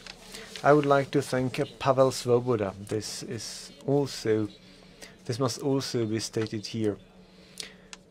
We can now offer refreshments, a buffet downstairs, not here in the lobby, but the The buffet will be offered down there on the first floor, and at 6 p.m. we will have a common Jewish and a Christian prayer. And at 6:45 there will be a march around along the red-lit buildings. And then this evening will culminate with a concert in the St. Gilles Church. And the proceedings from the concert will be donated to Christian schools in Lebanon. So you are welcome to join it, and the TV Noah will then broadcast it live. So it will then be broadcasted live after 8 p.m. So these are the final words. Monika Klimentova and Daniela Rouse are saying goodbye to you. Have a nice evening. So I hope you had a chance to follow that.